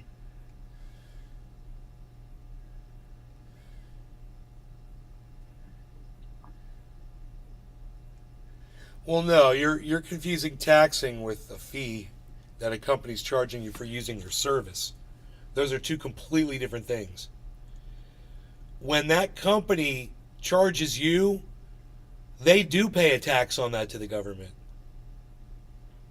So Oh, the government always wins. they're paying tax, and then when you pull your value out of crypto and put it in the bank, you pay a tax on that too.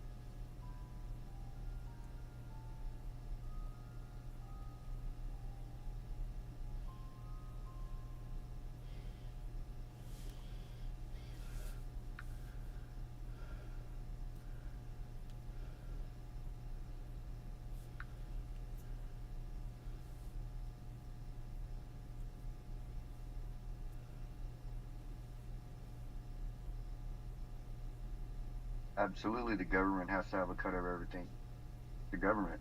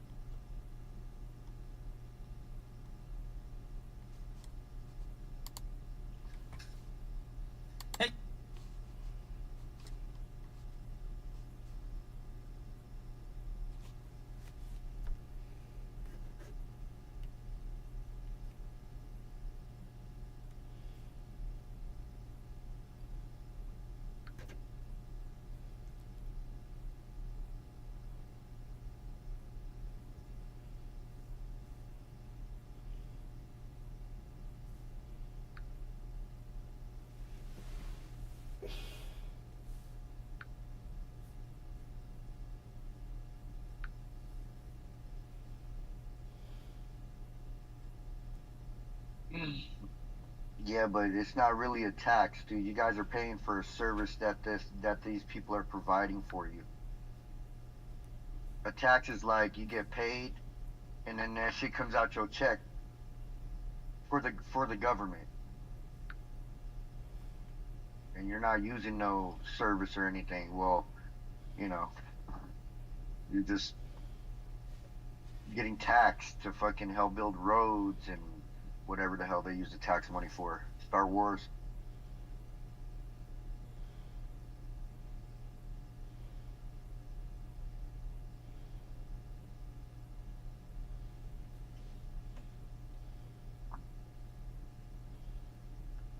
Hmm.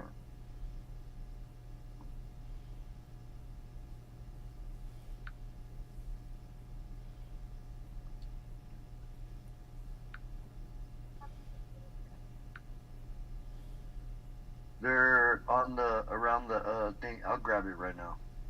You need it right now? Okay. I will grab it. I was using it to paint.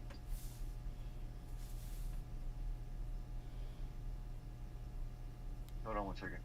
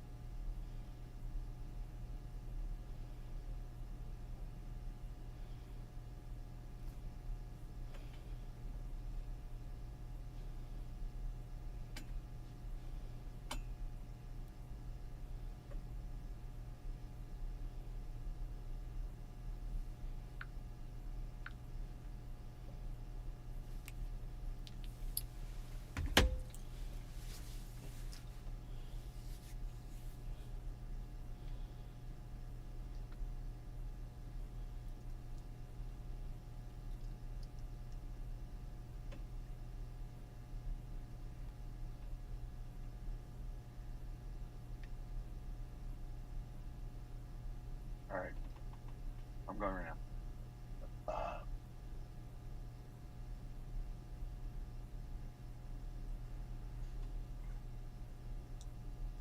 It's like a text for me using her service.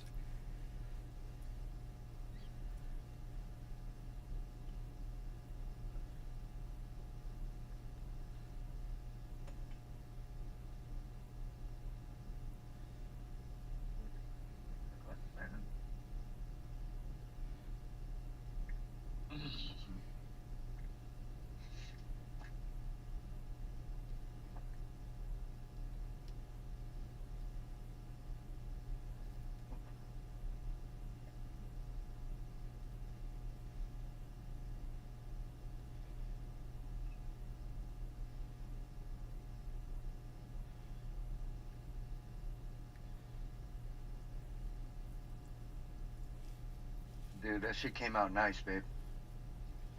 Yeah. Once we get that the rest of that trim done, it's gonna look gorgeous. Gorgeous.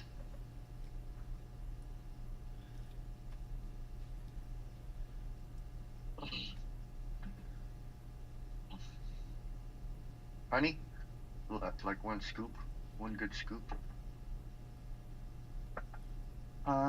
I'm from outer space. I got my. Let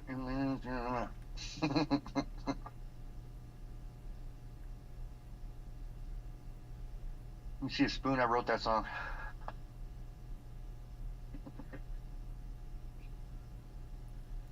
Maximilian. Down. Down.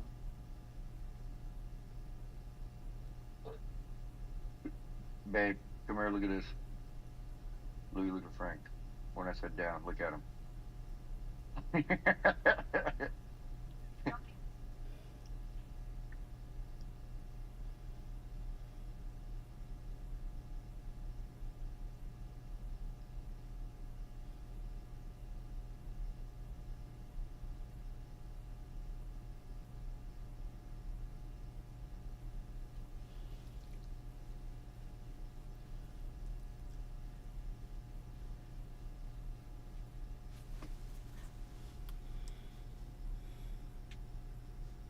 What is this? Damn. Eat wild mountain honey for health. Unblended, unfiltered, on everything. What is that, baby? You making a smoothie?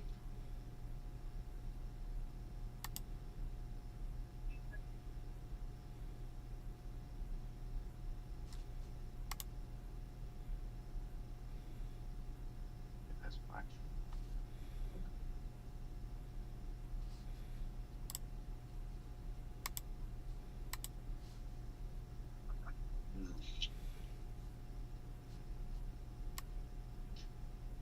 Oh yeah.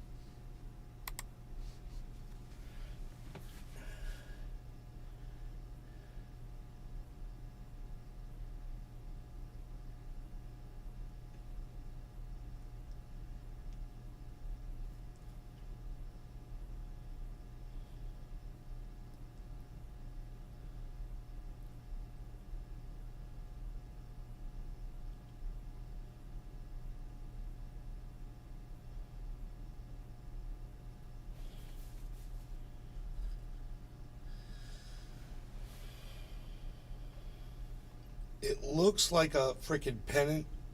It kind of looks like one. A falling pennant, which would be beautiful.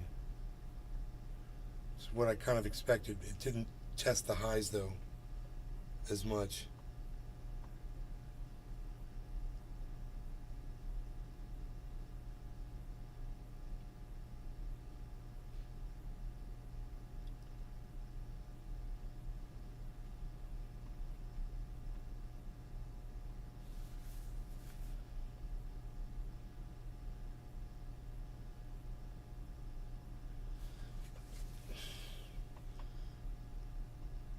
It's going to do it.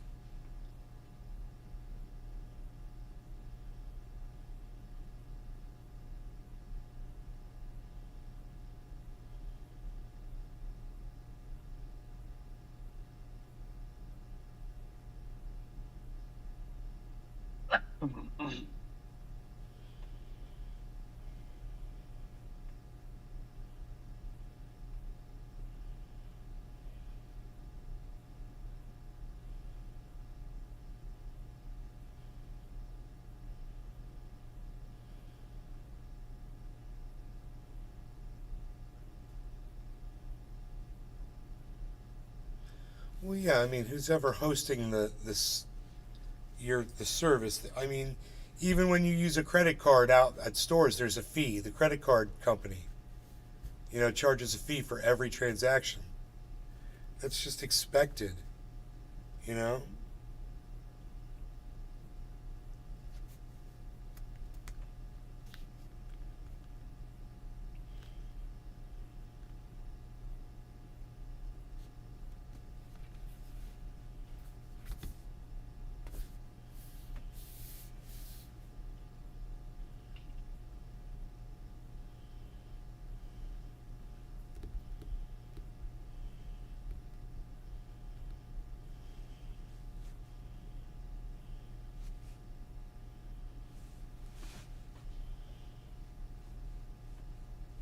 It's funny. It's like Bitcoin's drawing out a big middle finger, like a big fuck you.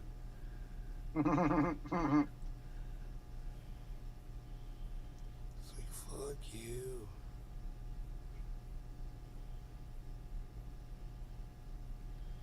We're back in the damn channel. For the most part. Depending on where you take the top from.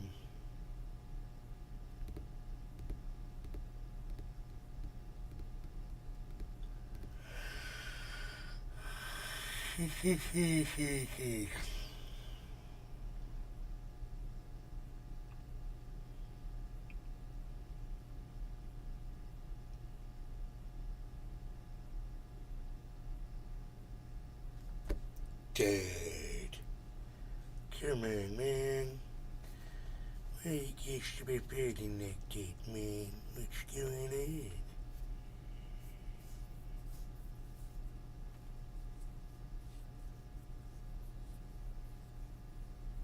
on? Oh, dude. 36,800. Trigger some freaking purchases, baby. For the love of Pete of St. Whateversburg.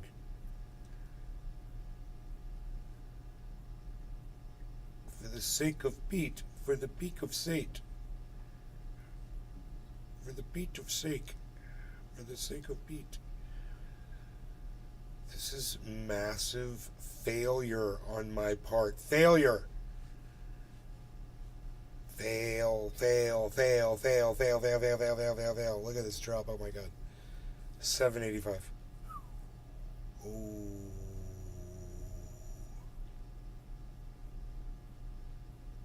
Hellflow. Didn't see this coming.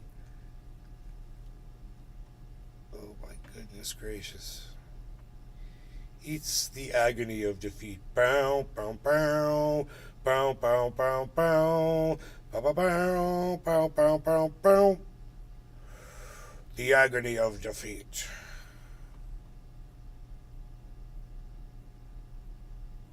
This is how it goes. Coming to you live from the Madison Square Garden home of champions, where you will see beyond the sport. You will learn beyond the schooling and hard work and education and dedication put in by each and every one involved in making this sport into what it is. A sport of sportsmen, sportsmen of sports, here to see what the greatest sport on earth could possibly be. In the apple of the eye of New York City, Madison Square Garden, home of this sport, this sporty sport.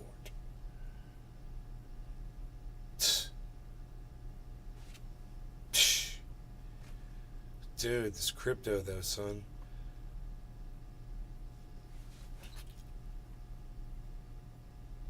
What the hell?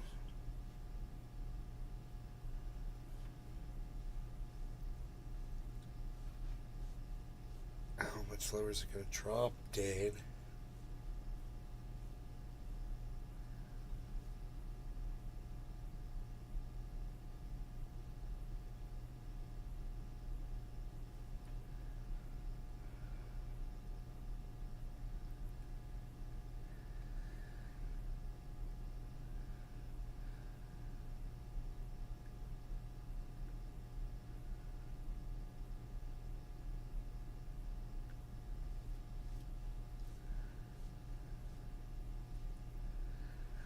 Dude, I hope there's not going to be some kind of an announcement or panic sell-off right now. This is a hell of a drop. It doesn't even look normal. Looks like the Empire State Building. Yeah, it does. The very tip, right? Dude, yeah, it's crazy.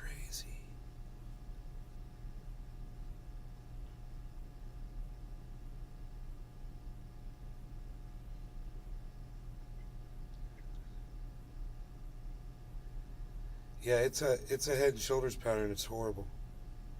We don't want that.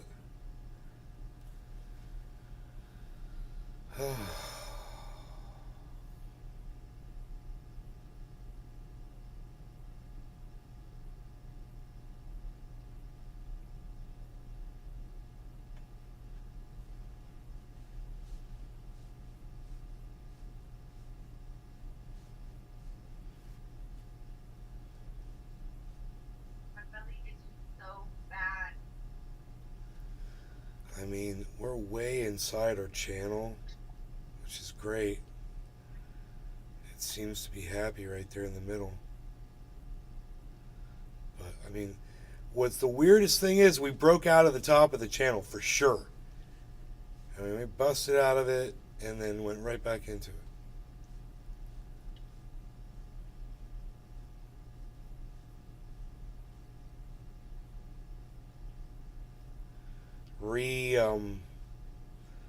Redefines the channel though, doesn't it?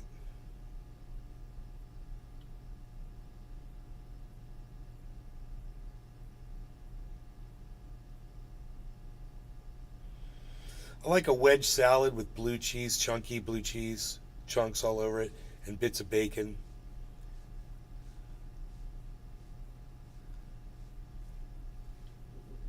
I like ham and turkey, light lettuce, tomatoes with cut up banana peppers, salt and pepper vinaigrette. Do you like blue cheese?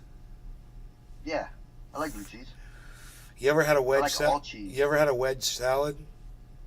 No, I have not. Dude, they take a salad, a head of lettuce, they strip off the outside leaves, they slice it into they slice it in half one way, then they slice it in half the other way, so you get 4 quarters. And each one of those quarters is a salad, and they just drizzle it with balsamic vinaigrette and I love balsamic. And chunky blue cheese dressing and bacon bits and tomato. They put like tomato halves on it, a couple of tomatoes, and I don't know how much other things they put on it. It is one of the most delicious things. It is like heavenly, bro. You just take a steak knife and just cut into it and just, oh. Bless you. You can get one of those from the Outback.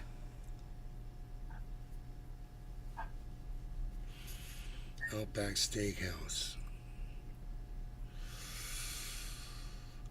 Get them at a Sam Sneed's. Sam Sneed's.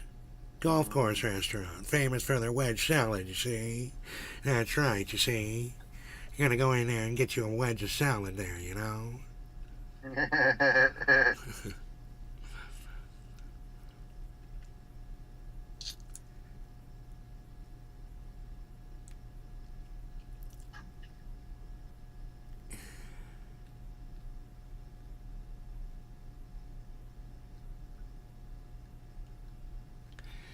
Oh God, exactly. Blue cheese. Oh my God, no. Blue cheese with wings is so good. Oh. Ooh, ooh, oh, ooh, oh, oh. We've got barbecue in the fridge though, bro. I'm gonna fucking chow down on that for lunch. I love barbecue. What kind of barbecue? Chicken? Beef? I got a little bit of everything. I got sliced pork, ribs, Nice. and I've got wings, and I've got garlic bread, beans, baked beans, and French fries.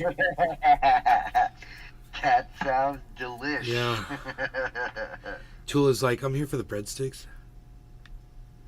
Hey, Tula. Tula, we're watching my prediction just go to shit right now. I said it was going to go to 37.4, and now we're at 36. We're right where we started. We're right where we started. We were here, and I go, okay, it's going up to 37.4. It got up to 37. It hit 37, man. 37. 37. It hit 37. So it's $400 off.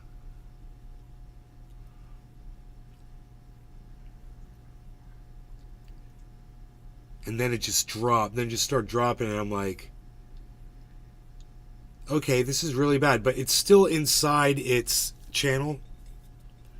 It's in a falling channel, so it's fine. It's still inside that. It's at the bottom. It's getting near the bottom of it, though. Wow, just free fall for right now on the 24-hour.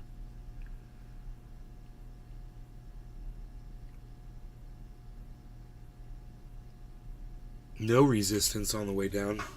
There, it's under 700. Oh, shit. I could probably get it at 36.9 right now if I was buying Bitcoin.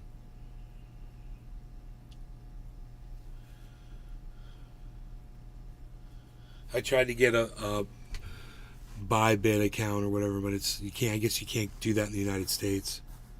You could use a VPN probably.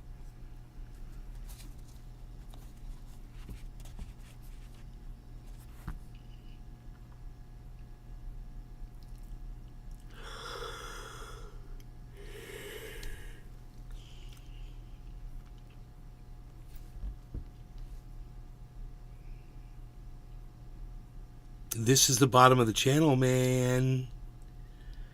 This we either find out here if we turn around or not.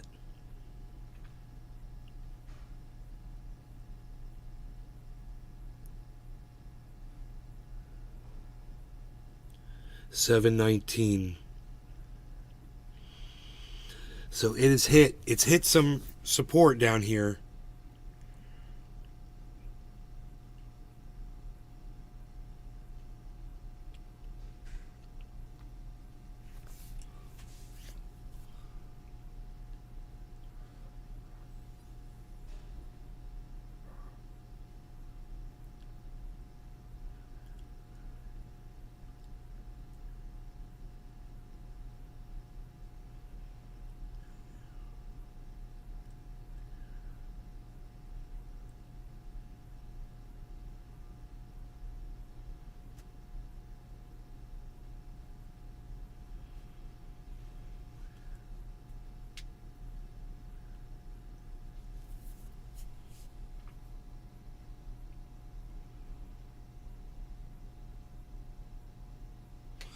Let's look at it over the 7-day.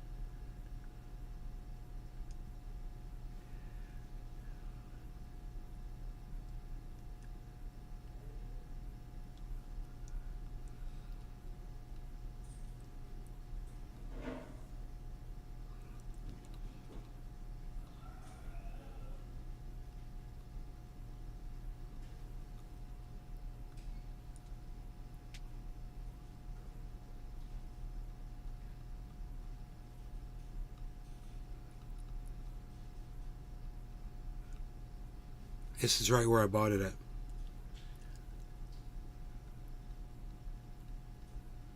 I mean, this is where it was when I bought it, but I got charged at 37.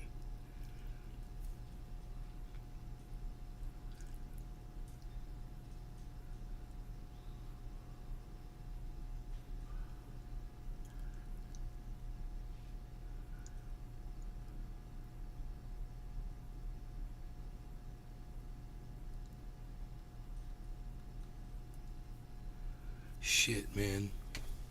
I need to go put my barbecue in the toaster oven. Pfft. Chicken.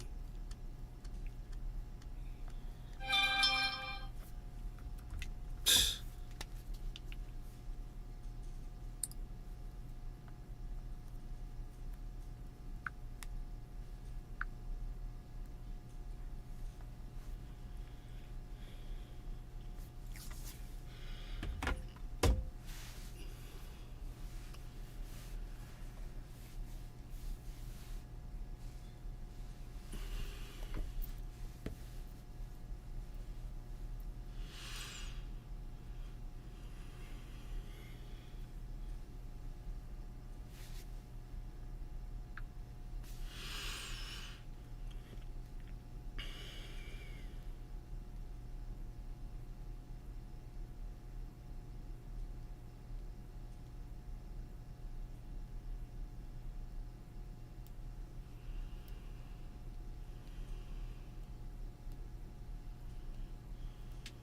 It's 782.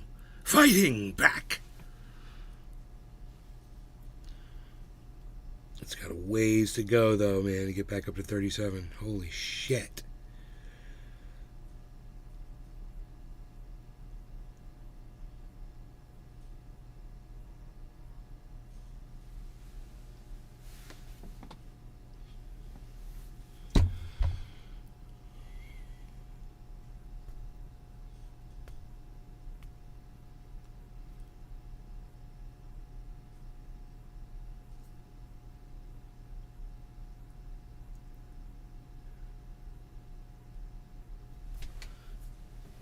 Oh, it's fucking raining.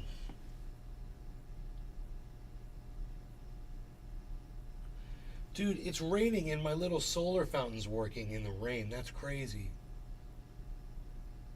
Hell yeah. He said, hell yeah.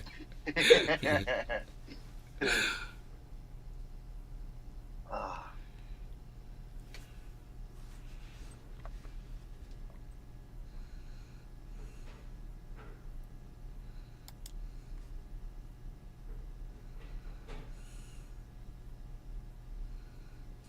What? What, boy? What, big boy? What, big boy? Huh? Huh? Scratch your tail. Little tail scratch for the day. Bingo, boys. What? What? What? Hey. Hey. Yeah. Frank. His head's so big, dude. Like, I have to pet all of it. I can't just pet one side. I Frank, have you to... got a big head. Oh, Frank. bite mark right here. Who bit You him? guys need to... They fight each other all the time. Max bites his face? Oh. Dude, Max bites his balls, his ankles, his tail. That's mean. Just a harasser, huh? Hey, You're just a little harasser Max. boy, huh? Max Headroom. That's what we want to see right there. Look at that big face. Oh my god, What? look at the What face. you doing, huh, boy? Your little muscle What are you doing, body. huh? Got the little muscles. You know, muscle boy. Look at your Mhm. muscles. What's up, Bubba? Look at the up, definition. Oh yeah, dude, he's definitely got athlete body. He's jacked, bro. Why are you looking like that? You gonna throw up? Oh, you little kissy boy. Oh, What? I'm gonna throw up on you, Daddy, 'cause I love you. Blech. What's going on, buddy? You're scaring me. All right, I'm gonna put you down, all right? I'm gonna put you down because you're scaring me. 36,800. 803, baby. You know what, big boy? No throwing up in the house. Yeah, you got carpet down. New so rule. we're good. New rule. Yeah, no throwing up in the house, guys. Now the little one likes to eat weed, bro. He's a crackhead. That's funny. He'll sniff that shit out, dude. I'll get some new stuff, and he'll be like right here on my face, like as soon as I open the bag. I'm like, dude, like chill out, man. Yeah, they get sick. They will get sick.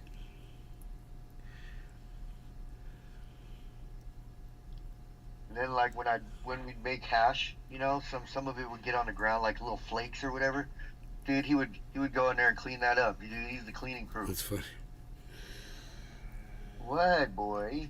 What, you little boo boo? Hmm? You little boy. Heat Little activated ash. boy. I need to brush you.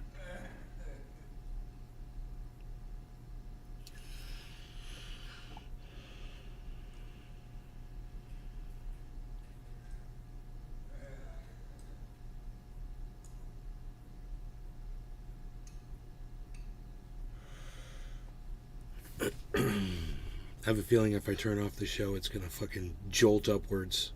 Crypto's just gonna go 37.4 immediately.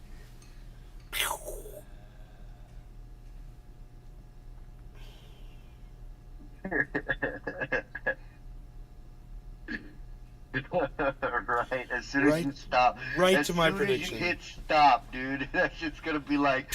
Boom, 37.4.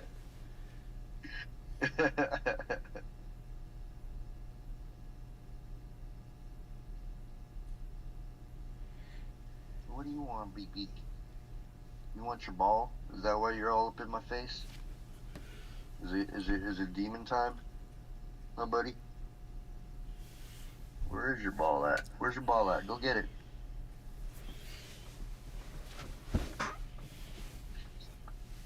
He is so bad. I can't even look at you in your eyes. Is this what you want? Is this what you want? Huh?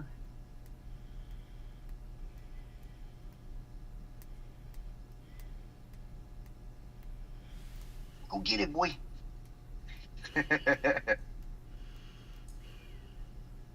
Max is completely obsessed with his blue ball. Like 1000% obsessed. I don't want to say he likes it. I want to say that he's in love with the ball. Like 100%. There he is behind you. Yeah. Where'd he go? Oh no, that's Frank. It's Frank. Frank's chilling. Dude, Frankie the ball face. doesn't even squeak anymore. Frank doesn't even care about that ball, does he? No, Frank does not play fetch. Frank That's does like not do Rogan. any of those things. Rogan doesn't play fetch either. He's Rogan's hey, like, I don't do that what's up? shit. He's like, I'll He eat. used to play fetch when he was young. He's Until like- he's just a chill dog. You give me stuff, I will eat it. Otherwise, I am not picking things up for you and carrying them around for you.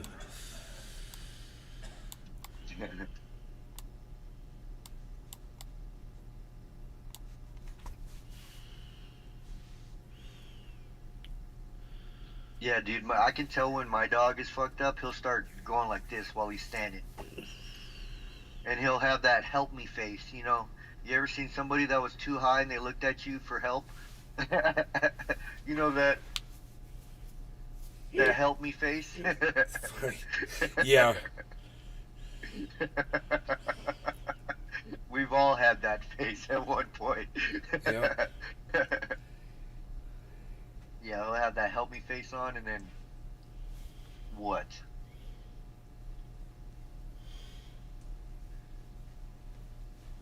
Franklin, you watching the fish, buddy? You watching the fish? I saw you.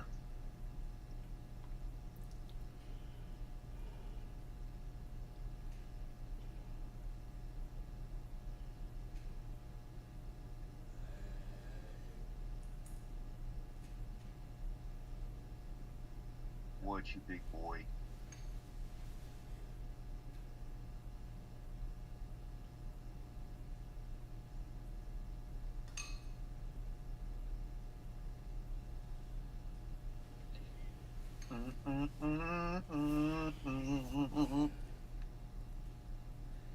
He's probably watching right now, Tula.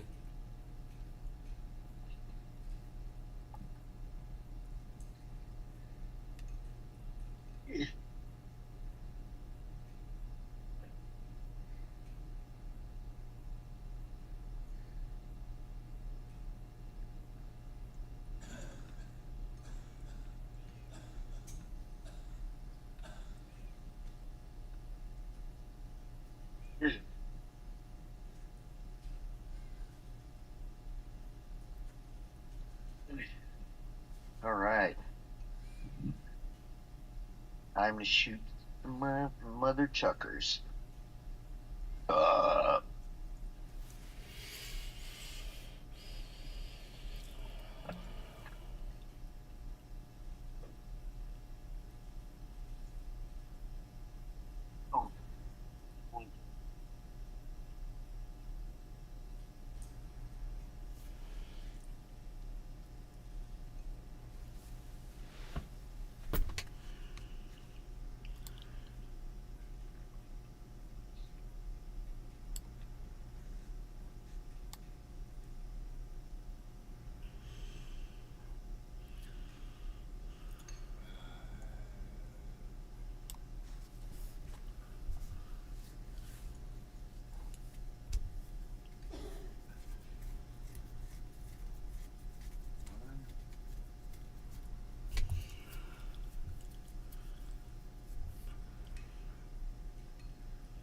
Supposed to watch this stupid video. I don't want to watch it.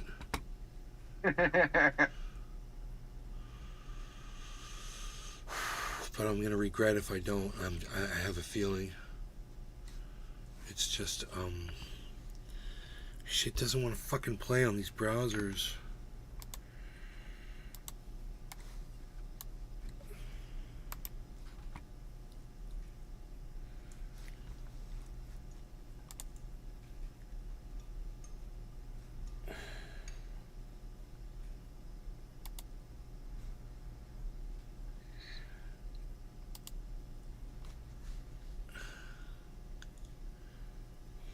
It's not playing.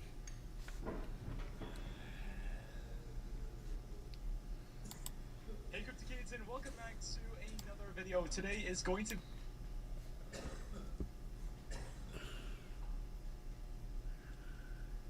He's seeing a rising.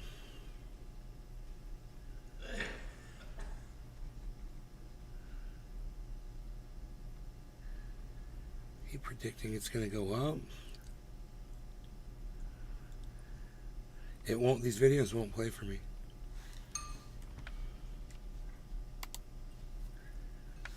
It's fucking psychotic, dude.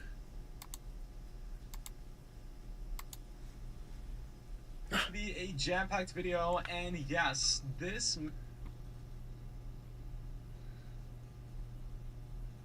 message that, well, the message is that I'm going to bring to you is super important if you hold Bitcoin or cryptocurrencies in general overall. So we're going to jump into the Bitcoin chart, which is reversing like we discussed in the previous video. I have a very, very critical macro time frame chart for you that if you hold or plan to hold he's Bitcoin looking at the for long term. you Yeah. do not want to miss It's it. funny, we So both this said will long be term at the a same time. very interesting chart. Now on top of this, I want to talk about the key levels of resistance and support for Bitcoin, and additionally we have some very, very interesting news and updates for Bitcoin as well. So ladies and gents, as I said, it's going to be one hell of a video, so make sure to smash up that like button, and there you go, as always. Smash up the like button, subscribe, turn on the notification bell so you do not miss out on any of these critical Bitcoin updates in a volatile market like this that we're in currently. So ladies and gents, without further ado, I'm Crypto Kid, and let's jump into today's video. So first thing is first, we want to discuss about Bitcoin. So what has Bitcoin done since the last video? Well, not too much. We're seeing a little bit of a dip towards the downside. I discussed that Bitcoin is currently having a bearish divergence on the daily time frame, which is pretty critical. Daily time frame bearish divergences usually do tend to play out very, very well. So that is why I said, well, expect a reversal towards the downside, because we hit this ascending parallel channels target of $38,000 already, which we discussed on videos last week and the week before. So again, massive congrats on that if you did decide to take that trade. And if you are looking for somewhere to trade Bitcoin or crypto overall, you can check out the description below and sign up to Bitflux, because Bitflux, it takes literally around 20 seconds to sign up. Currently there is no KYC, and if you're in the UK, you should be able to use the exchange. And we have a very cool campaign for you guys, is that if you deposit 50 USDT and make at least one trade on their derivatives platform, you can get a chance of winning 1,000 USDT. Fuck your and currently chance. there's still 17 days left. So yeah, you may think that there's not a massive chance that we can win, but someone's going to win at some point, so you've got really nothing to lose. So give it a go if you're looking for some place to trade Bitcoin or cryptocurrencies at. Now jumping back onto Bitcoin's chart, so as I said, a potential target for reversal is right over here at around $34,000 to $35,000, because that is why, that is not why, but where we have support from volume on Bitcoin. He thinks we're going down to Volume usually 34, gives a lot of 35,000. support for assets, especially like an asset for Bitcoin. So I wouldn't be surprised if Bitcoin saw a retracement towards the $35,000 area, which could be coming in the upcoming days. So He put that this is up something 40 that I minutes would be ago. surprised by. However, can we test the $38,000 again? That is also very much possible. So if $38,000 is tested before we test $35,000, that could be a time to enter new long positions, especially if we break above $39,600, which I don't think is likely.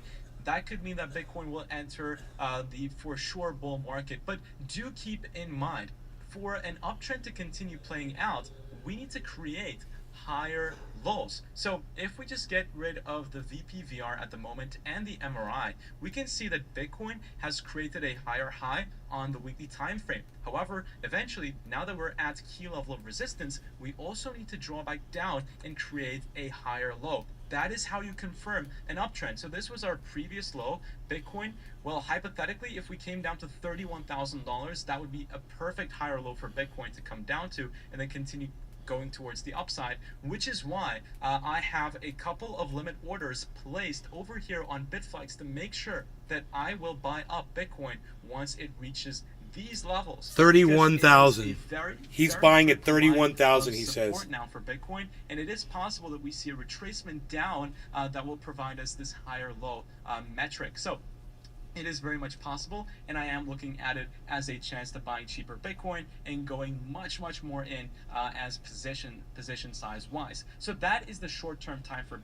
So for Bitcoin. me, Now, look at who the bought at macro chart. 17,000, it would do me no I'm gonna good to save sell this off till a bunch of after the Bitcoin news, because I wanna and cover then buy this in news at very 30,000, quickly. because I have So it you guys bought know in at Grayscale. You 17,000. guys know that Grayscale has a trust ETF that requires, well, trusts do have to purchase the underlying asset. However, trusts are more closed off than spot ETFs. Spot ETFs are offered to a wider range of investors. And over here, the CEO of Grayscale said it's been a 10-year dress rehearsal. We're ready for the main event. So this could be hinting that the spot ETF may be approved very, very soon. And remember, I think we're still in the 8-day window period of the Bloomberg analyst guy's prediction saying that SEC could approve it within this week type of, the 8-day range. So do keep in mind in that it's not a massive indicator that these two Bloomberg guys have said this, but it is something that we could still be on the watch out for. So this period is still an important one, and let's see what happens in these final upcoming days. Now, this is a very important chart. So the net capital inflows via stablecoin switching bullish. This could mean that more cash could be allocated to Bitcoin and other cryptocurrencies very, very soon. Now, what does this mean? So, in the past, 1.5 year, the stablecoin net capital inflow was actually negative, and now we're starting to switch positive. And this inflow could mean that what's happening is people have stable coins and they want to use these stable coins to purchase other cryptocurrencies such as Bitcoin or any other altcoin. So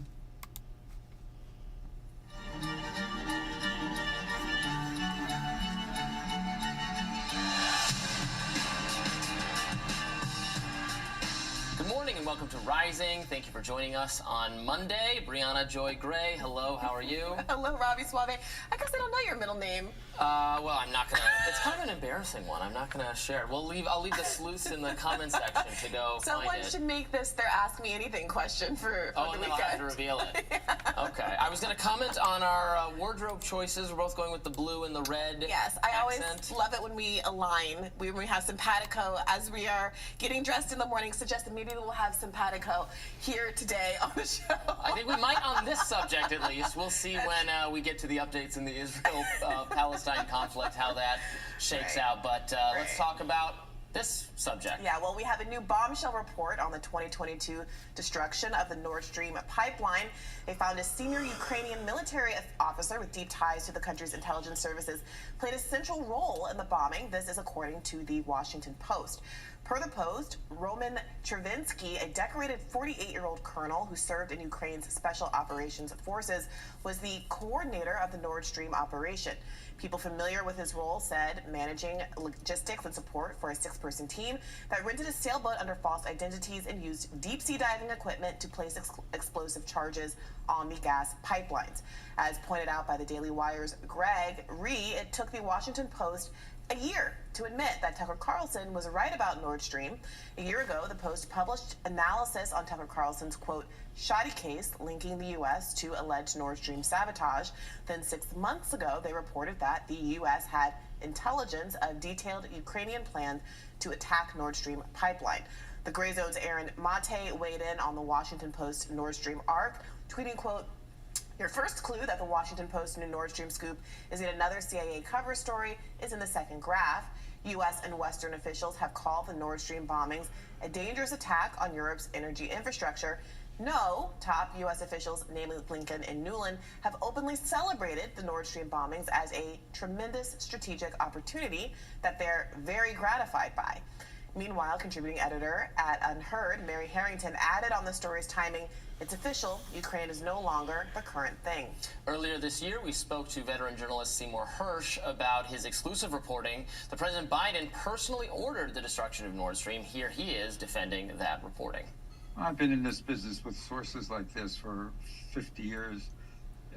When I first did BeLi, there was, overwhelmingly disapproval of what I wrote, and most of the stories I wrote that were controversial has always been attacked on the it's easy to get rid of something on the basis of anonymity, and so you have to understand there's no alternatives. Either the people I've known inside have one thing in common, whether military or civilian, and that is they really understand that they've taken their oath of office not to their boss, not to the general or admiral, and not to the president, but to the Constitution. And those are people that when they get troubled by things that are going on, have talked to me. And this has been going on. I've done this for 50 years. All right, so what do you make of this story? Aaron Mate, as we just read, is continuing to express some skepticism that this is the full extent of it, pointing out that the story seems to take at face value the idea that the West was devastated by this explosion when we have on record a number of U.S. officials saying that it was strategically advantageous for the United States. Do you think this is the full story, or do you agree with what Aaron Mate seems to be alluding to here, which is that there's more, perhaps more implications of the U.S. government in this? Well, I mean, like Seymour Hersh's version of events, this version of events, other version of events, I can't read the direct intelligence, right? You're relying on some narrator, some mediator to say, I saw documents, I talked to people, and this is my analysis. That was true of Seymour Hersh, who's a great journalist, but he was telling us things that he had seen and heard, not documents we could review ourselves. That's the same case with the Washington Post. I think the original narrative about what happened, remember the original narrative about Nord Stream was that Russia did it. That's what the mainstream media eagerly asserted without evidence or much motive to do it. Yeah. So that seems to have totally collapsed. Seymour Hersh's report squarely blames the U.S., says Biden was personally responsible, said it was U.S. Navy SEALs diving team that were trained in the U.S. to do this mission. The Washington Post is saying, no, it was Roman Chervinsky, this kind of rogue Ukrainian operative who's actually in prison right now. He was arrested for launching some kind of operation that he did not have authority to do. So given that. So that is true. So they arrested him for that. That was sourced. So now they're saying he did this too. I just don't understand. If it is still somehow the U.S. did it, why would Ukrainian officials be taking and we're about to cut them off of support anyway? Why would Ukraine be like falling on its sword and taking the blame for this? Because as long as it's someone random, rogue, unaffiliated, Because they're desperate for money from the United States. Including not attached They're like, to Ukraine, then they can escape we'll put up a national sacrificial liability lamb for if you destroying keep a giving us your multi-billion-dollar money infrastructure and project support. that That's Germany and other European powers exactly have what spent a lot Ukraine's of doing. money They're on. desperate. They're desperate for United States support, and the United States has admitted that Russia won the war. It's over. Ukraine war is over. It's ended. Vladimir Putin, Russia gets to keep all that land they took. The United States cannot win it back. We're going to stop investing in that war because it's throwing good money after bad money. So we're not going to do it anymore. All right, so it looks like it's still falling. I hate to leave it at this, but it's totally falling. And Crypto Kid says it's going to go down to 31,000. So if it goes down to 31,000, I'm buying some fucking more. I might just wait before I buy some more, but I do want to buy some more. So I am trying to get up to, I think, 7 Bitcoins. I want to have like 7 Bitcoins. Let's see how close I am to that.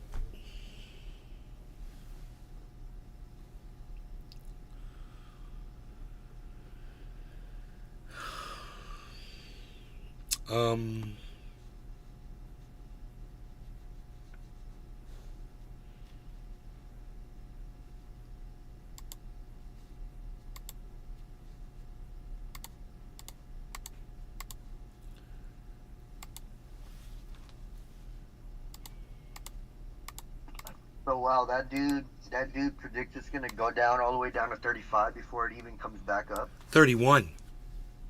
Wow. I've got 6.5 Yes. Bitcoins. 6.5 Bitcoins. Hold on, baby, don't grab it. I'm listening, bro. I just said I got 6.5 Bitcoins.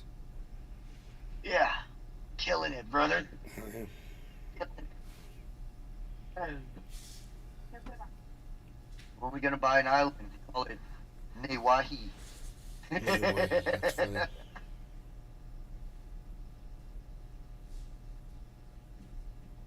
What's up, girl? Looking good today, huh? What's up, baby? You too.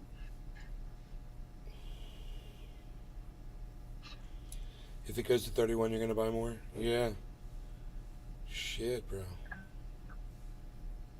He showed his purchases where he was going to make them at 31,400, 31,800.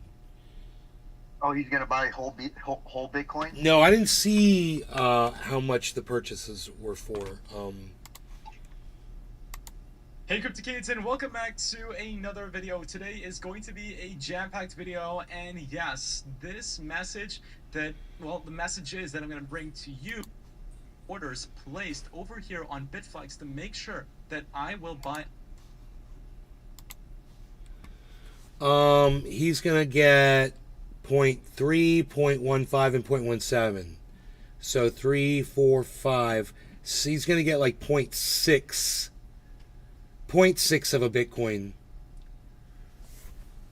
overall. And his prices are 31,118, 31,250, and 31,800. So he feels like it might go all the way down to 31,118.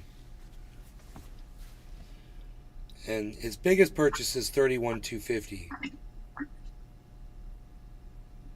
A third of a Bitcoin. Yep.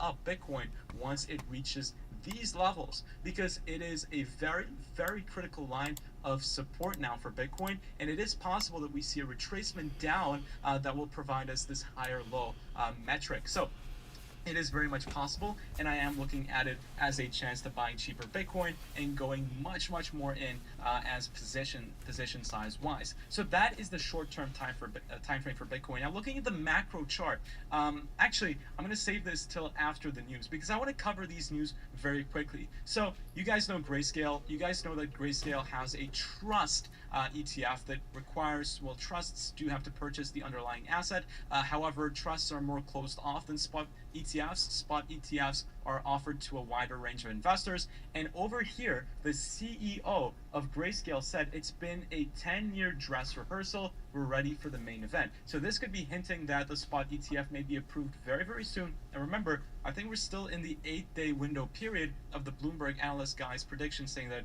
SEC could approve it within this week type of, the 8-day range. So do keep in mind in that it's not a massive indicator that these two Bloomberg guys have said this, but it is something that, we could still be on the watch for. So this period is still an important one, and let's see what happens in these final upcoming days. Now, this is a very important chart. So the net capital inflows via stablecoin switching bullish. This could mean that more cash could be allocated to Bitcoin and other cryptocurrencies very soon. Now, what does this mean? So, in the past, 1.5 year, the stablecoin net capital inflow was actually negative, and now we're starting to switch positive. And this inflow could mean that what's happening is people have stable coins and they want to use these stable coins to purchase other cryptocurrencies such as Bitcoin or any other altcoin. So that is why this is actually pretty bullish, indicating that capital could be going into Bitcoin via stable coins. So this is a pretty cool chart that I wanted to point out to you guys. Now, the Bitcoin open interest is decreasing. This open interest topic has been something very hot in the past couple of days and weeks, and it's something that we've been talking about a lot on the CryptoKid channel. So what is going on? Well, open interest is decreasing, as you can see over there. However, the Bitcoin price is still holding strong, although I still do expect a reversal towards the downside, same like the previous video. Now, usually when there is mass option expiry, which is something that we had last week, the asset tends to reverse in price direction. However, Bitcoin is still currently holding strong, but I do expect a reversal in price. As you can see, whenever we saw options, the open interest drop down significantly, in the upcoming candles, we did eventually see a move towards the downside. So this is expected because the mass options expiry was, it was very, very big, and open interest was at all-time highs. So the price was, the asset is just pretty over leveraged at the moment, if you want to say it. Now, capitalizing on these demand for options trading and the demand, the mass amount of open interest, you can see that the largest US options exchange, CBOE, is going to launch a margined Bitcoin and Ethereum future contract, most likely. And they want to just capitalize on this situation. We can also see that Crypto.com wants to also start offering options instruments because, again, it's getting very popular. There's a lot of traction into it. This current pump is being fueled by derivative traders, not spot traders. So it is a fake pump. It's a fake rally. Some people just don't want to accept that. But it's somehow good because the fake rally brings in mainstream media attention, which then brings in retail investors. So yes, if we're not even initially pumping due to spot volumes, people actually purchasing Bitcoin, even if that's not the case, the derivatives volume can then fuel investors that actually want to purchase Bitcoin directly to jump in on the trend. So somehow this is indirectly good for Bitcoin, so nothing to be worried over there. Now, let's have a look at the Bitcoin macro trend. Now, this is the monthly trend for Bitcoin, highlighting the different times where we saw the Bitcoin halvings. Now, as an indicator, Halving. I have the Is he RSI saying halving? at the bottom. God, Now, he sounds like such an into idiot. The this halving. more depth. Well, it's not something that requires a lot of full technical analysis, but we can see that after the halvings, the RSI is after the halvings, overbought. So this is back Dude, in that graph he's 2012. got is pretty cool In looking. 2015, the RSI switches from ranging within its channel to massively being overbought, and then again, same thing in yeah, but he says 2019, halving, so 2020. And now, ladies and gentlemen, we're once again seeing on the RSI an The uptrend halving. that could eventually lead to us getting overbought. Now, these massive overbought territories on the RSI fueled huge bull markets that you can see over here on the price. Now, if we compare the RSI to these overbought territories at the current moment, we can see that we're nowhere near to being overbought. So that means that the current price action we have is nothing compared to what we could see in the upcoming months. That is why we are still very, very early. And if you are planning on buying up more Bitcoin, what is better than DCAing, in my opinion? Of course, nothing in this video is financial advice, but I'm just DCing into Bitcoin because the more you read about Bitcoin, the more you understand the technology, the more you want to FOMO in, to be honest. And looking at the technical analysis, it doesn't look like, in my opinion, a bad time to be getting in, and the fundamental analysis is already coming in. Although we may see a small retracement, as I said, in the macro scale, this doesn't really matter. Now, talking about the macro scale, I want to look at the support and resistances for Bitcoin. The current level of $36,000 is the support we have, the major support that we have that is in play right now is the $36,100 level. So even if we don't come down to the 31K, it is very much possible that Bitcoin tests this $36,100 level in the upcoming days, of which could be a place to start buying up some Bitcoin in spot.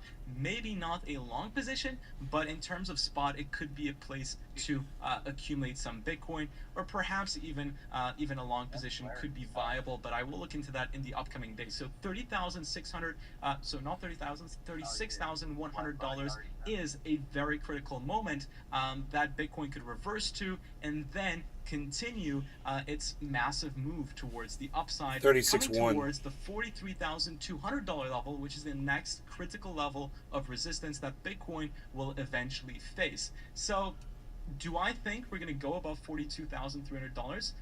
$43,200? Well, no, I don't think it's going to happen in this upcoming 2-3 months.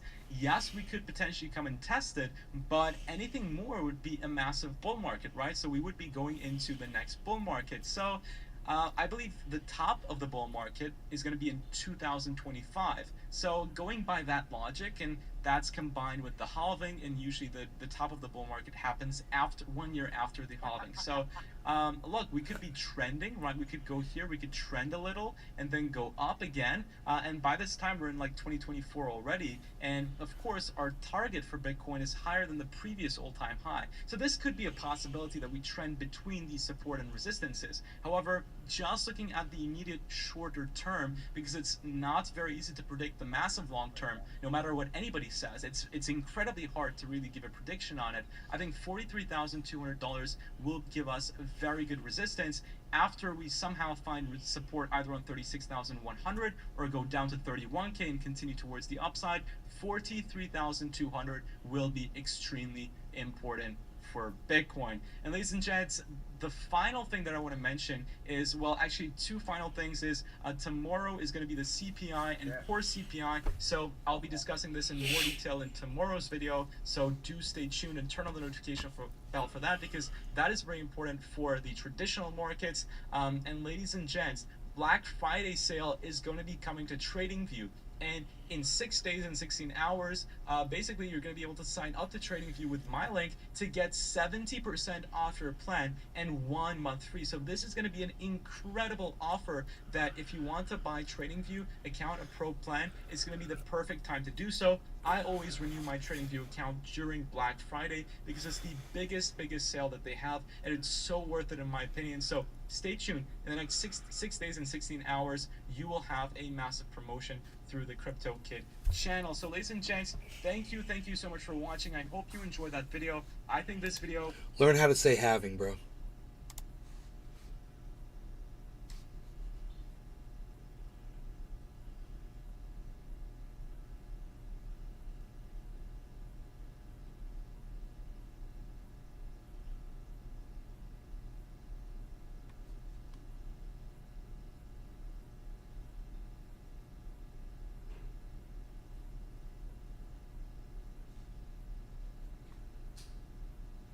Incoming.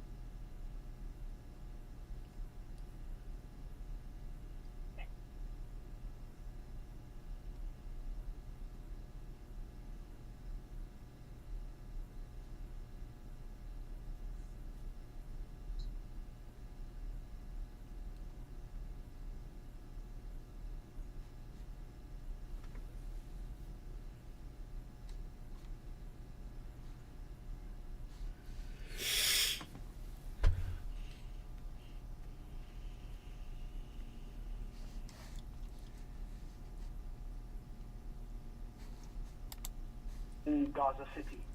If you recall, this is the hospital that was targeted initially by the Israelis at the beginning of the war, and so parts of the hospital were damaged, and we,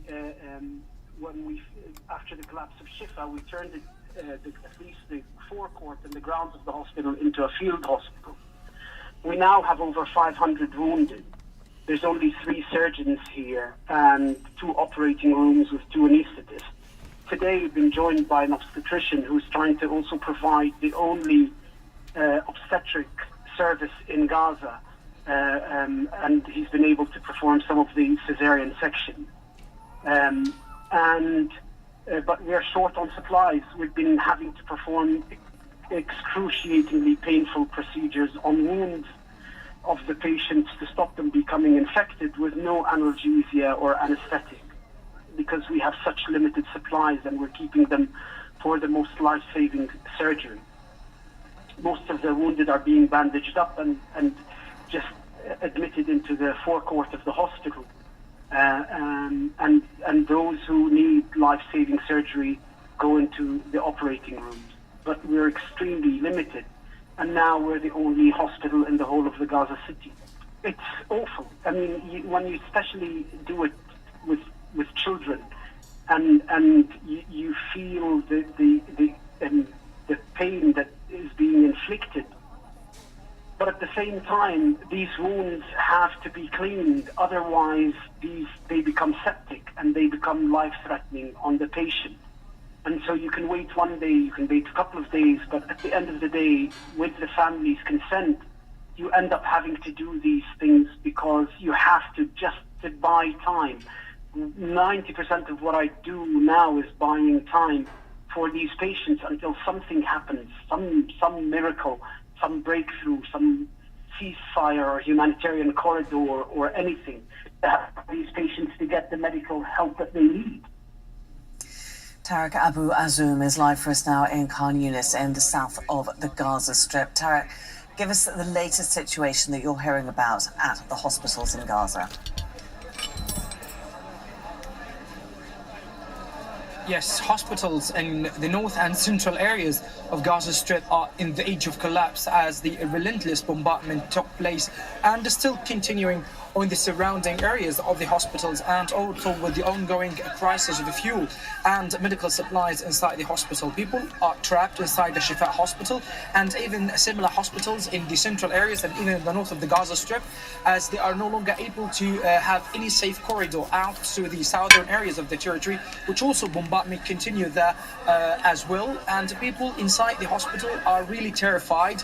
They have no clear water sources. They are running low also on food, and they are calling everyone and even the international community to help them to get out from the hospital, as also the attacks continue in the yards of the hospitals and even in some certain buildings at Shifa hospital.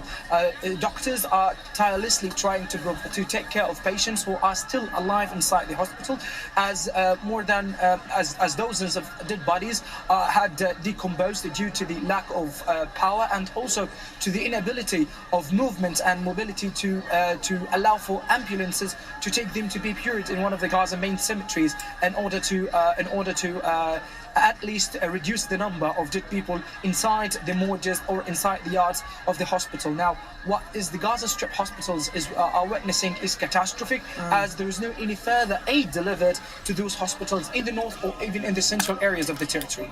And Tarek, many of those hospitals have stopped taking new patients, but new casualties keep coming as the strikes keep hitting parts of Gaza. We've just been hearing about a new airstrike on the Jabalia refugee camp in the last few hours. What are you hearing about that? Yes, the bombardment on Jabalia refugee camp continued, destroying several residential buildings inside this very densely populated refugee camp.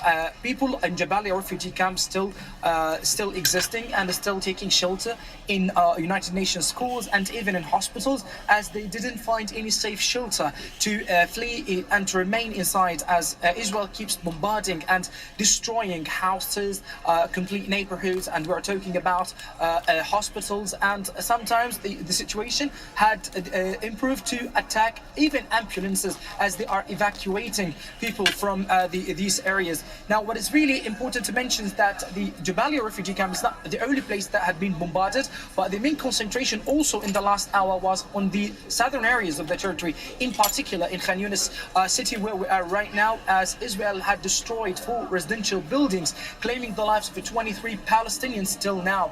The majority of the victims have arrived to Al-Nasr hospital, we're right now here, and a number of wounded people also have been reported, and they are receiving treatment right now inside the corridors of this hospital. And at the south where you are, that's supposed to be the safe area where Israel is telling people to evacuate to. What is it like living day to day with this dreadful level of uncertainty, not least as well that the chaos, the noise, the dust in the air?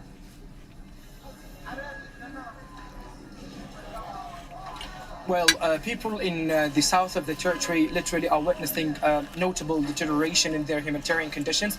They are living unparalleled situations and circumstances, as they are forced to get up early in the early hours of the morning just to go search and look for food, water, in order to bring back to feed the babies and the families. And what I clearly noticed in the southern areas, due to the lack of gas also as well, people start looking for wood to be cooked and even to be used to set fire in order to do cooking and even to do their basic needs by using this item with the absence of gas and even with the ongoing closure and prevention of a fuel entry to the territory. Now, all of them are really desperate. They are just only thinking about how they can have access to food, how they can have access to water. Sometimes people are forced to carry their gallons and their bottles for long distance, carrying them by using their own hands to walk for long distance to get back to their houses. Meanwhile, they get tired, exhausted, and this is what's happening on the ground in the southern areas of the territory on a daily basis. Okay, Tarek Abu Azoum joining us there from Khan Yunis in southern Gaza. Thanks very much, Tarek. Well, earlier we spoke to a displaced Palestinian who's arrived in the southern Gaza Strip after evacuating from the north. He says it's no safer despite Israel's promises. There is no safety, there is no security. We were told go to the south and it will be safe there. However, every day I'm hearing more ambulances come to the hospital. I'm seeing more people take their loved ones to the graveyard. I'm seeing more children injured, more people amputated. Every day it seems that the south is getting hit more. So we are feeling extremely scared and frightened. In addition to the total lack of food, lack of water, a lack of sleeping space. The capacity of refugees here in the hospital has doubled over the last 2 days since more people have come to the north. Well, the Israeli army has been defending its relentless attacks on hospitals and ambulances in Gaza. In a now deleted social media post, it said ambulances are used to transport patients in need of medical care, and hospitals are places where patients receive treatment, right? But, it goes on, Hamas uses ambulances to transport its operatives and weapons, disguising them as civilians. And hospitals are terrorist infrastructure and not used for medical purposes. It points out this is against international law, and it says it turns hospitals and ambulances into legitimate military targets. Wow. Diana Boutou is a Palestinian lawyer and former legal advisor to the Palestine Liberation Organization. She says Israel has made similar allegations before, but has never been able to prove them. No the Israeli army has been dying to try to make things that are otherwise illegal, to try to turn them into legal. And we all know that it is illegal to hit hospitals, it is illegal to hit ambulances, it is illegal to deny care to the sick and to the wounded. And Israel persists because it can. And I think it's very important for us to put this in its proper context. These same allegations were made in 2008 and 2009, again in 2012, again in 2014. They have never been proven. And what we do know is that Palestinian doctors, international doctors, doctors from international organizations, everybody has come out and said that this is actually not being used for any military purposes, and therefore it is illegal. Therefore, the onus is on Israel to prove that it's illegal. But even if it tries to do that, we have to bear in mind what Israel is doing. It's trying to commit genocide against Palestinians, and this is why it must be stopped now. The Qatari Reconstruction Committee's office in Gaza has been hit by an Israeli airstrike.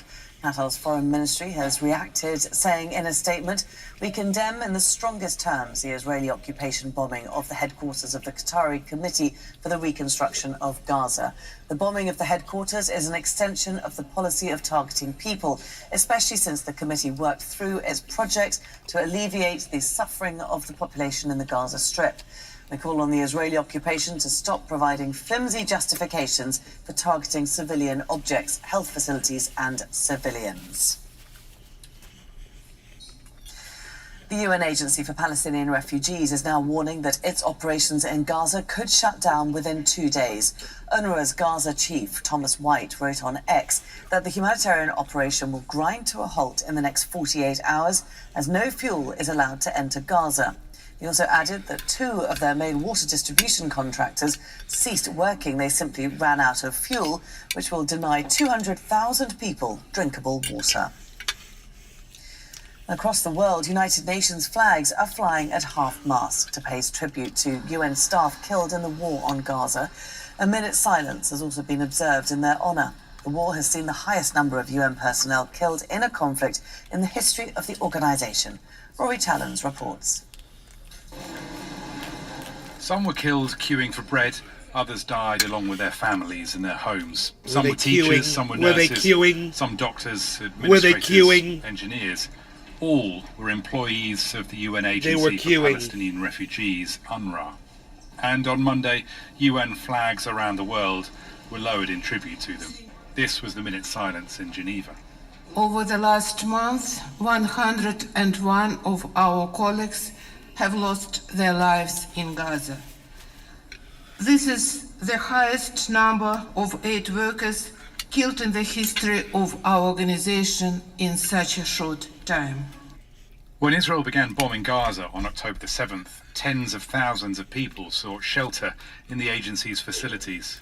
More than 760,000 people are now sheltering in them, many in schools. The agency provides Israel GPS coordinates to all its locations.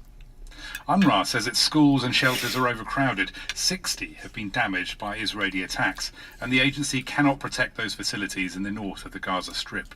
And for its staff, the war on Gaza has been the worst crisis for the United Nations humanitarian workers in the organization's history. In fact, it's not even close.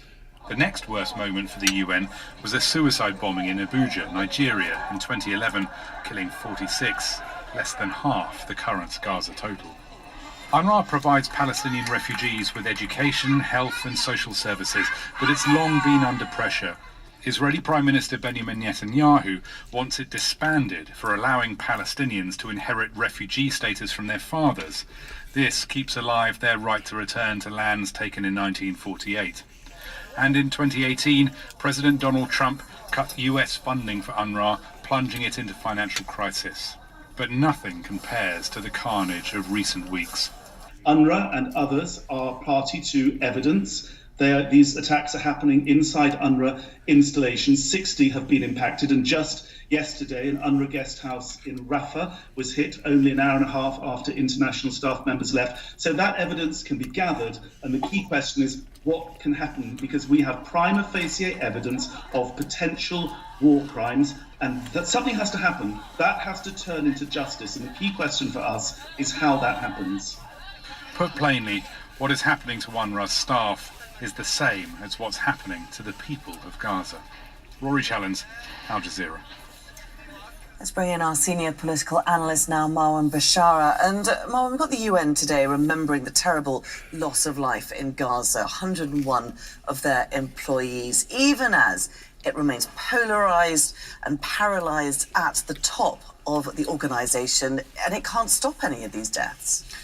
No, as Secretary General Guterres said, they don't have the power and they don't have the money, but the only thing they do have is the voice, and they are now more than before voicing their displeasure, if not their condemnation of what is going on. And clearly this manifestation, as it were, of the flag is a scream. It's more than a voice. It's really a scream of help as well. Thank you, Dave Campione. As a condemnation of the killing of their own staff.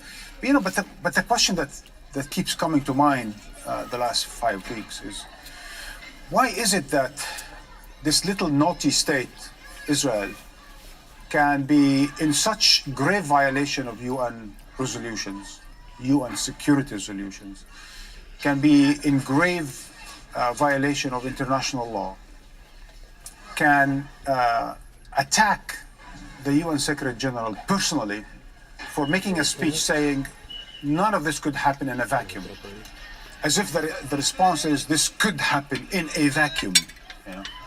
So, and then the killing of the UN staff, and so on and so forth, and then making all these aggressive, apprehensive attacks on the UN and its staff.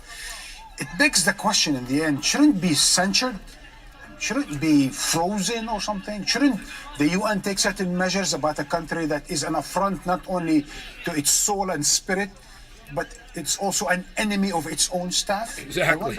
Well, an extension of that is, why does the US support it wholeheartedly?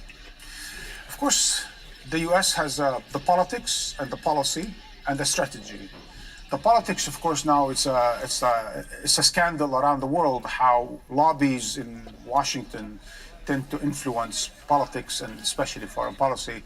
And the Israel lobby, which should be distinguished from a Jewish lobby, the Israel lobby in Washington, which is a combination of evangelical Christians, the military-industrial complex, as well as various radical Zionist organizations in America, all of them really have huge influence on decision-making, especially in Congress, but also on the White House. And then there is the idea that, Biden and others have sold to the American public that Israel is some kind of an aircraft carrier in the Mediterranean. That without Israel, if it didn't exist, we would have created Israel because it serves our interest. This might have been correct sometime between 1970 and 1984, maybe, arguably. But certainly the past 30 or 40 years, Israel has been a burden, not an asset to the United States, which just the last 5 weeks, would have shown us that how much of a liability it has become.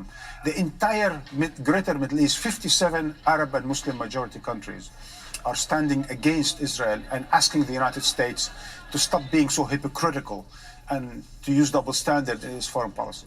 And the majority of public opinion, including in the United States, and asking for a ceasefire. So really the Biden administration knows that Israel is a liability, but continues to support it because President Biden himself has been blinded by his so-called I'm a Zionist, although I'm a Christian, and boxing himself behind Netanyahu. And just a quick note about that, by the way. He was a vice president for 8 years under Barack Obama. And Barack Obama spent his 8 years trying to decouple the mindset between the United States and Israel. Because the United States is a superpower. It's not supposed to act like a little rogue state. And Biden was part and parcel of those 8 years of Biden administration. But now Biden is back again, coupling the mindsets and repeating and supporting everything that Israel says, which is quite paradoxical and quite damaging to America's standing in the Middle East and beyond. Well, let's look at those 58 Arab states that you mentioned, shaking their finger at the US. What are they doing? What more could they do in this situation? Believe it or not, the fact that they've come out with a final communique is an achievement for them. As to what to expect of them. The fact that this final communique is strongly worded, condemnation of what's going on, rejection of any justification of the so-called Israel's right to self-defense for its war crimes in Gaza. All of these are already something that of importance. The fact that none of this is going to translate into food and fuel and to breaking the siege and ending the war, of course, is the main issue. But anyone who looks at the composition of the 22 Arab states and the other Muslim majority states, all 57 together, you'll notice a number of things. First of all, a good number of those countries don't even have diplomatic relations with one another. A good number of these countries are at war with one another.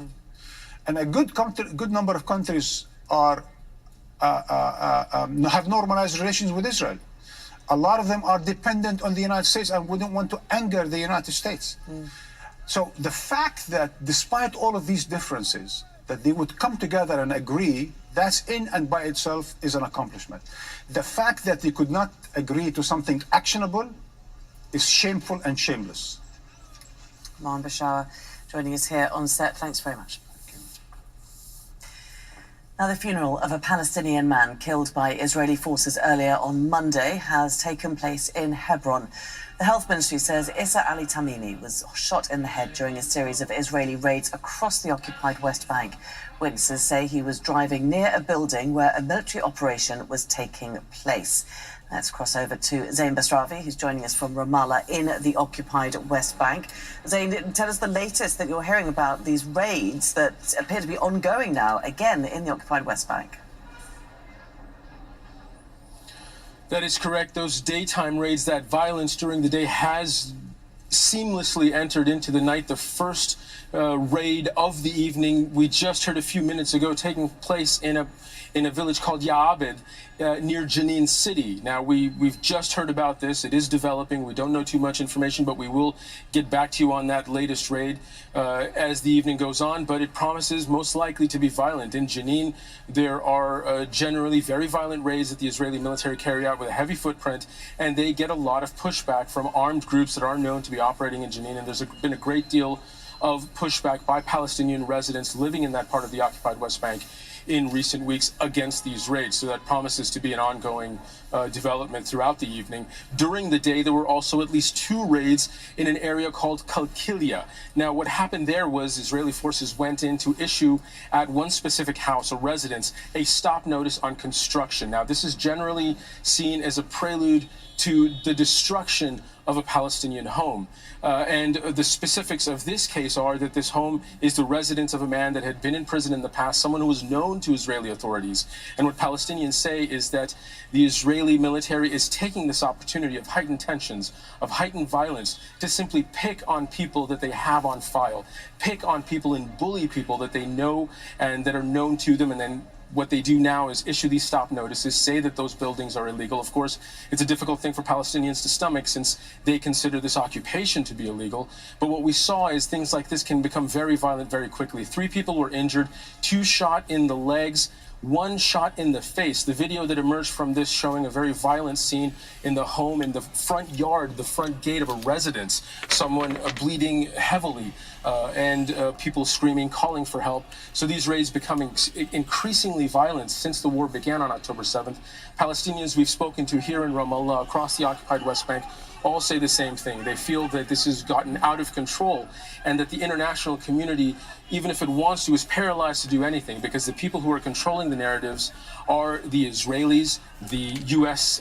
Government that is backing them, and they can simply do whatever they want here in the occupied territories with really no consequence.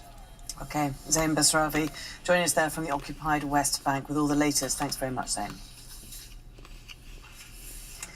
Well, Palestinian farmers in the occupied West Bank are seeing prices of their produce drop sharply.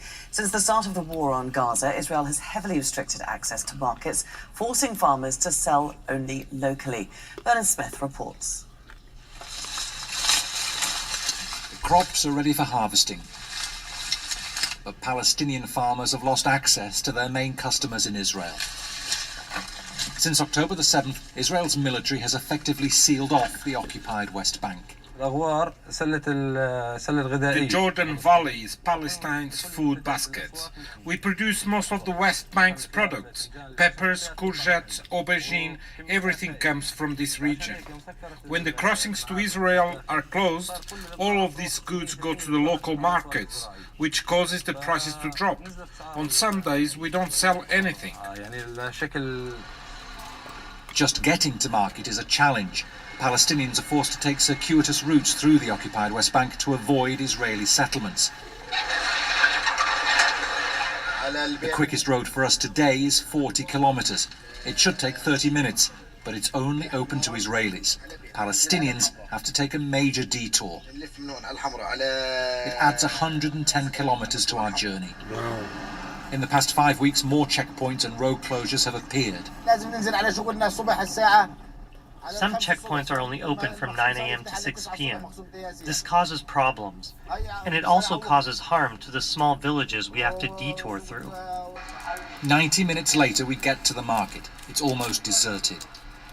Before October the 7th, this was a packed wholesale market with fruit from Israel and vegetables from the West Bank. But now Israel has put in a checkpoint just outside there, and that's choked off access to the market because it's stopping Palestinians using a main road that passes through a nearby village. And the Israelis have done that to protect the settlers who live all around here. Prices of vegetables have more than halved. Shifts have been cut. Some businesses have closed down. We're constantly afraid, so much so that when we come to work, for example, I'm from Nablus and I have to leave home at 1 in the morning when the checkpoint isn't busy, because if I get there later, I could be stuck for more than 2 hours, which impacts my work here. As settlements expand and new ones appear, those waits at checkpoints get longer and longer, significantly disrupting businesses as well as the lives of the Palestinians forced to endure them. Bernard Smith, Al Jazeera, Beta in the occupied West Bank. Still ahead here on Al Jazeera. All I know is to be Palestinian is to always rep where you come from. Except when you're in line at the customs. From Gaza, with love, we'll speak to a Palestinian artist who's using his music to raise awareness about what's happening in Gaza.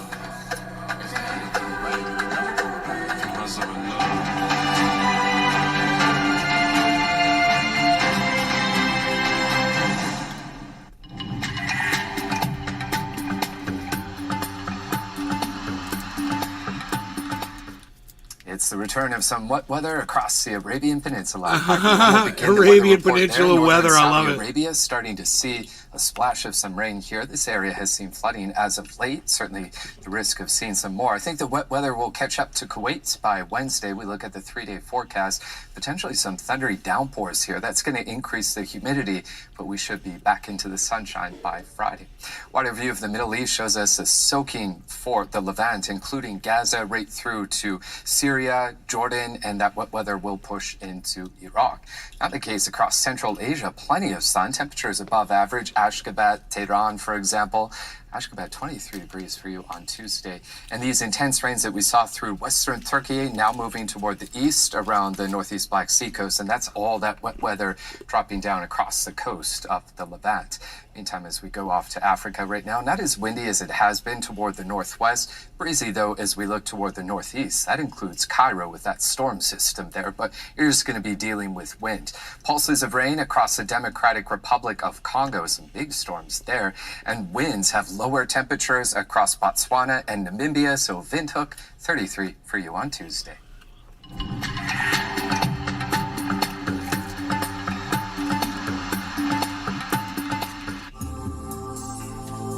A house on this structure was actually destroyed in 2003, and the reason for that is that Fareh Hamid was actually convicted and sentenced to 7 life sentences for his part in the killing of Israeli soldiers.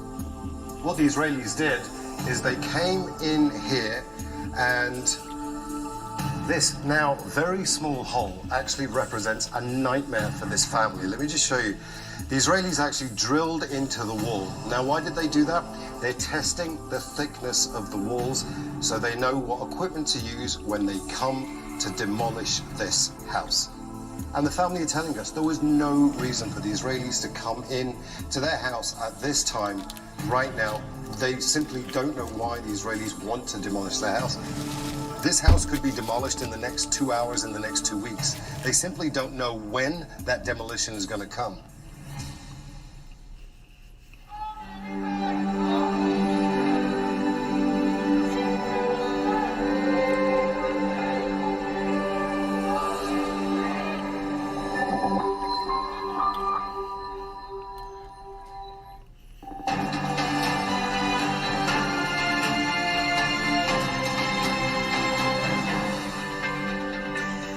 Again, you're watching Al Jazeera. Here's a reminder of our top stories this hour. Nearly all hospitals in Gaza City are out of service. The Palestinian Red Crescent says it was unable to reach patients from one hospital and evacuate them because of Israeli bombardment. The agency sent a convoy to Al-Quds Hospital but says it was forced to turn back. A residential building in Gaza's southern city of Khan Yunis has been hit, killing an entire family and wounding many others. Israel has told Palestinians to evacuate to the south, promising they would be safe. And the United Nations has held a moment of silence to commemorate the more than 100 UN workers killed in Gaza. Just a day ago, an UNRWA building in Gaza's southern coast was struck several times by the Israeli Navy. All 100 people In southern inside? Lebanon, Israeli airstrikes have hit near a convoy of journalists, injuring an I'm so Al Jazeera confused about that. cameraman. Does anybody know about the UN bombing? The group of journalists were travelling along the border near the Lebanese town of Yaoun.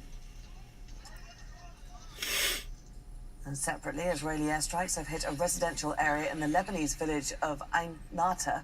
For weeks, the Lebanese armed group Hezbollah and Israeli military have been exchanging fire across the border. Zaina Hodder reports from southern Lebanon. Bint Jbeil is known as the capital of the resistance. It has symbolic importance to Hezbollah. Much of the town was heavily bombed during the Lebanese armed group's last war with Israel in 2006. Wow. But its fighters held their ground. Nearly 2 decades later, they're again at war. Bint Jbeil has not yet been caught in the crossfire, but the group's supporters believe Israel wants to expand the conflict. Israel doesn't hide its intentions. Of course, it would like to expand the ongoing war, but in the presence of Hezbollah's leader, Hassan Nasrallah, and our resistant fighters, we are not afraid. Not far is an active front line. Along more than 100 kilometers of border, a few kilometers deep on each side. The cross-border fire is now in its 2nd month, and Hezbollah is promising more of this, as long as Israel continues its war on Gaza. The group's leader, Hassan Nasrallah, has talked about increasing operations in terms of size, frequency, and the type of weapons, but making it clear this border will remain what he calls a support front for Gaza. Israel has been increasing its threats not just against Hezbollah, but Lebanon as a whole, with the defense minister promising to do to the Lebanese capital Beirut what it did to Gaza. The warring sides have been using tough rhetoric. Hezbollah has made it clear that the battleground will determine the course of the conflict. If Israel escalates, it will respond in kind. If they target civilians, Hezbollah will do the same. Despite the occasional strikes that have hit deeper into each other's territories, this still largely remains a war of attrition. That could change as Israel battles Hamas fighters in Gaza. Zana Khudr, Al Jazeera, Southern Lebanon. Well, let's now speak to Hamda Salhouch, joins us from the occupied East Jerusalem. And Hamda, the situation has clearly escalated on the Israel-Lebanon border. What's the latest you're hearing?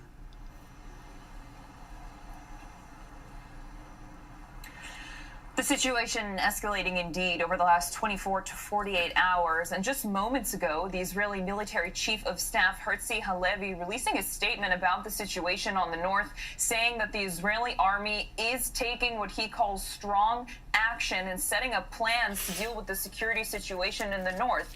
He went on to say that the exchanges of fire and the threats coming from southern Lebanon cannot remain as is, really echoing the sentiment of other Israeli defense officials that we've been hearing from in the last hours and days. And remember, just earlier on Monday, Israeli Prime Minister Benjamin Netanyahu sending a warning to Hezbollah, saying that those who play with fire will be met with fire. We're also hearing from the Israeli Defense Minister, Yoav Gallant, who has threatened to turn Beirut into a second Gaza. Now, the Israeli military and politicians alike have been saying that the threats that are coming from the north, the exchanges of fire, are no longer just provocations and tit for tats. They are now full-on aggressions. And the Israeli military says it's ready to deal with this course of action. But there is an interesting tidbit here to think about, which is the Americans. The Americans have been both publicly and privately urging the Israelis not to launch a larger preemptive strike in Lebanese territory against Hezbollah sites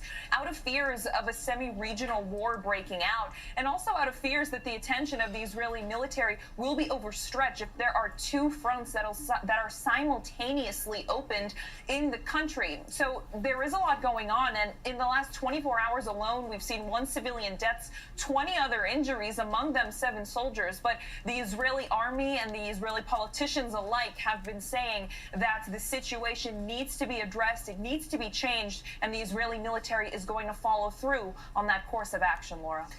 Meanwhile, we have Turkey getting permission to set up a field hospital in Egypt. What do we know about that?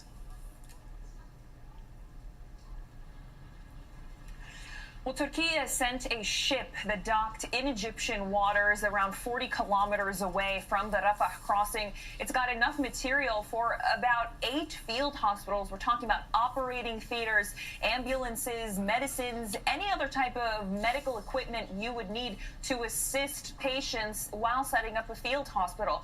But the main issue here is going to be how do you get Palestinians from Gaza, not just from the north to the south, but how do you get them to cross cross through the Rafah crossing to these field hospitals. Now, Turkey has said that they're hoping to set up these hospitals quickly, and they have received approval from the Egyptian government to do so. But again, the issue remains is on how Palestinian patients are going to be transported to those field hospitals. And both Turkey and the Palestinians are hoping that it will become sooner rather than later because of the healthcare system collapse in the Gaza Strip.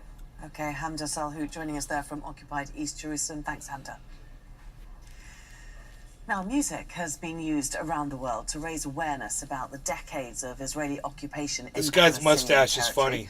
And none have done it better than musicians of Palestinian origin. Sam Levant is one such musician. Watch He's this using guy's his music mustache. to raise awareness about what's happening in Gaza. We'll talk to him shortly, but first, here's a snippet of his popular song from Here's a Gaza. snippet of him stroking his stash. All I know is to be Palestinian is to always rep where you come from. Except when you're in line at the customs. Right there. Ah, that's so funny. From Gaza with love. From Gaza with love. From Gaza with love, baby. فلسطين عسنسان وبنت بلادي عجبان فضلكم يحكوا مش سامع. Continuez à parler, on vous entend.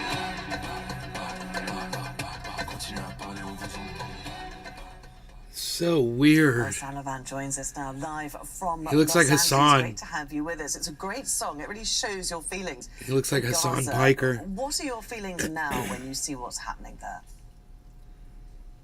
Sabah al-khair. Thank you for having me. The feelings, I think, is a collective feeling, especially coming from the diaspora, a collective feeling of despair. We built a music studio in Gaza this year, and to receive WhatsApp messages of that studio being destroyed for no reason, pictures, having no communication with our friends and family back there, I think is a collective feeling of Palestinians abroad. And just truly, I mean, I think we've all seen videos of Mu'taz Azaizeh and Ahmed Hijazi and Bisan, just these heroes living in Palestine and in Gaza. Seeing these families, I think it was 2 days ago, families moving south. And you look at this, and sometimes as a Palestinian, I ask myself, how can the world sit and watch this happen? But it's quite simple, I think, because in order to watch this and be okay with it and to see ethnic cleansing live on Instagram, you need to think we are subhuman. And the West has been doing this tactic of demonization, of dehumanization for a very long time. Right. My mother is French Algerian, and the French and the Algerians, the collective demonization of Arabs and Palestinians in Western media for the past 70 years is what leads us to the Israeli defense minister, for example, calling us human savages. Ben Shapiro saying things like Israelis like to build and Arabs like to live in open sewage and bomb stuff. When you see this kind of language, it's very deliberate, and deliberate in a way that makes it so that Palestinians are subhuman, and Israelis are able to justify the oppression that we go through. So it's just very despairing. And how do you use your music and the platform that you have to counter that portrayal? I think once again, the dehumanization of Palestinians, the deliberate demonization and dehumanization, what I've seen is music is a way to put a face, and to tell the stories of people that cannot tell their stories. These kids that live in Gaza, the children that do not have names and faces and stories that are not being told. You look at the stories of the Israeli hostages on Western media, and you ask yourself, are we not worthy of the same coverage, of the same love and care? And it's just truly astounding. You grew up that in dude's Gaza. music video What is are so your memories crazy. of the Gaza Strip? I grew up in Gaza. I only have, I grew up by the Oh, sea. that's hilarious. I had memories of, going fishing.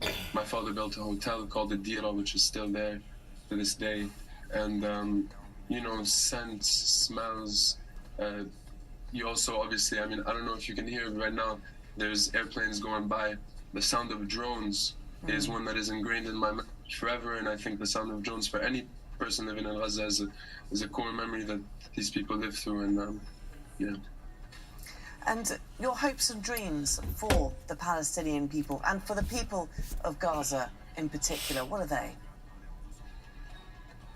I think he's wearing the stupidest shirt. For the Palestinian people, when I say that we dream of a free Palestine, a liberated Palestine, and you know, just to bring it back before I head off, let's say you take out Hamas out of the equation, and you know, Israel does what supposedly it wants to do. Hamas no longer exists, etc. What do you call this place?